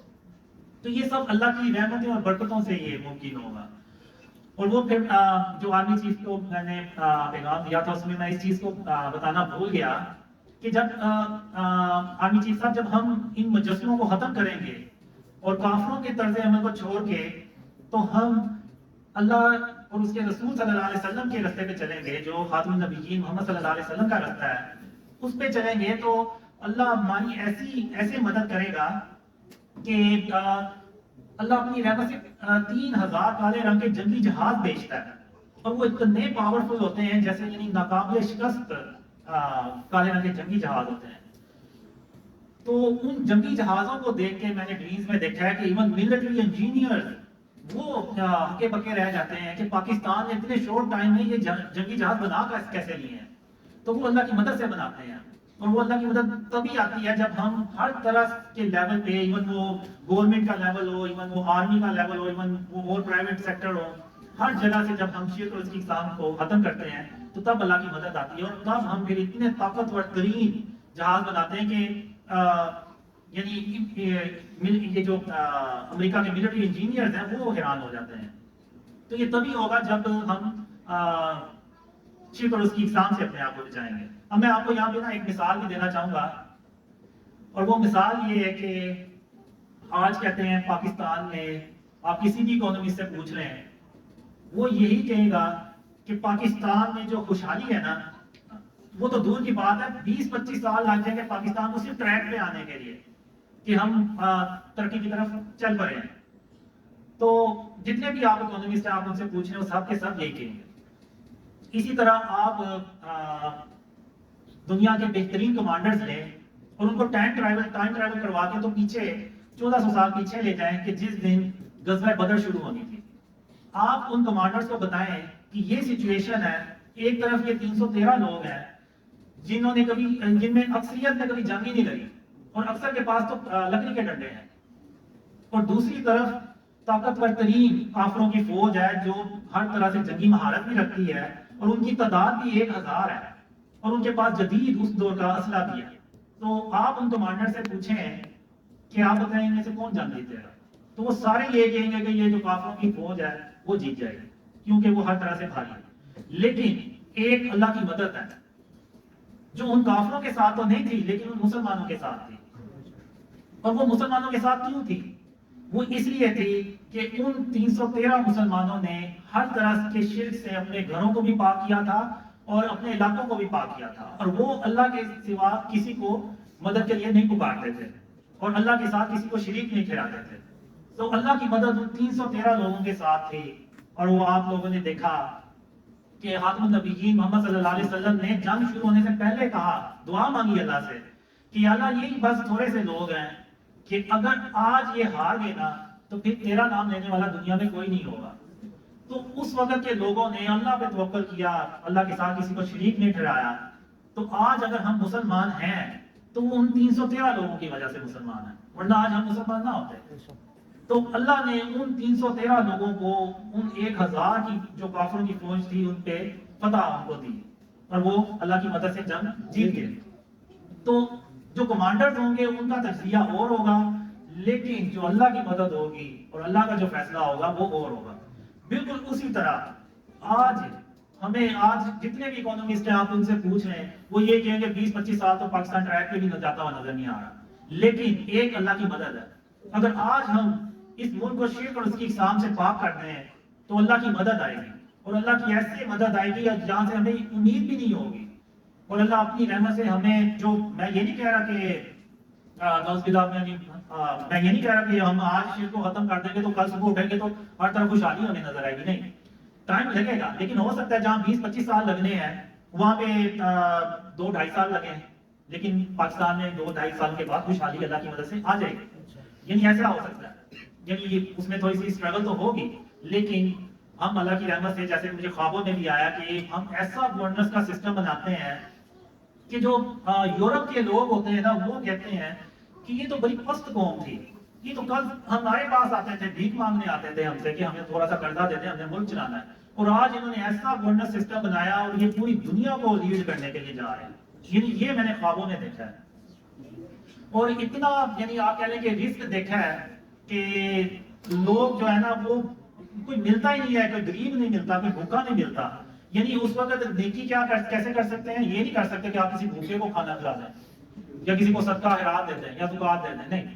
اس وقت جو میں نے دیکھا ہے نیکی کرنے کے لیے بس یہ ہے کہ آپ نوافل پڑھ لیں, فرض کریں, نماز پڑھیں, روزے رکھیں, بس اسی طریقے سے آپ نیکیاں کما سکتے ہیں. وہ پھر بھول جائیں کہ آپ کو کوئی غریب ملے گا یا کوئی بھوکا ملے گا جس کو آپ کھانا کھلا کے تو نیکی کما سکتے ہیں. یہ میں نے خوابوں میں دیکھا. اور پھر جو بجلی کے بارے میں بھی میں نے دیکھا اپنے ڈریمز میں کہ کچھ ڈریمز میں نے دیکھا کہ ہم بجلی کیسے بناتے ہیں. اور ایک ڈریم میں تو میں نے یہ دیکھا کہ اس وقت کے جو لیڈر ہوتے ہیں وہ عوام سے کہہ رہے ہوتے ہیں کہ بجلی جو ہے نا وہ فری ہے, آپ جتنی مرضی استعمال کریں. وہ ان پاکستانیوں کو یقین ہی نہیں آ رہا ہوتا کہ بجلی جو ہے نا وہ پاکستان میں فری ہو گئی ہے. تو وہ یعنی لوگ اس لیڈر کی بات ماننے سے انکار کر دیتے ہیں. تو وہ لیڈر کو یہ کہنا پڑتا ہے کہ اگر آپ کو میری بات کا یقین نہیں آ رہا نا تو آپ جائیں اپنے میٹر جو ہے نا وہ توڑ دیں, تو آپ کو یقین آ جائے گا, آپ کو کوئی بجلی کا بل نہیں آئے گا. یعنی میں نے یہ اپنی ڈریمز میں دیکھا ہے, اللہ کی رحمتیں اور برکتیں. اور یہ تبھی ہو سکتا ہے جب ہم شرک اور اس کی اقسام سے اپنے آپ کو بچائیں. اور جب ہم بچائیں گے تو انشاءاللہ جیسے میرے خواب عمران خان کے بارے میں سچے ہوئے ہیں, یہ اللہ نے اصل میں ایک انڈیکیشن دیا ہے, ایک آپ کہہ لیں پروف دیا ہے یا ثبوت دیا ہے کہ اگر اس کے خواب عمران خان کے بارے میں سچے ہوئے ہیں تو اگر آپ شرک اور اس کی اقسام سے اپنے آپ کو بچا لیں گے تو اس کے جو باقی کے خواب ہیں نا وہ بھی سچے ہوں گے, اور اس ملک میں اتنی خوشحالی آئے گی کہ لوگ جو ہے نا وہ ڈھونڈتے رہ جائیں گے کہ ہمیں کوئی غریب مل جائے کسی طرح کہ ہم نیکی کر رہے ہیں.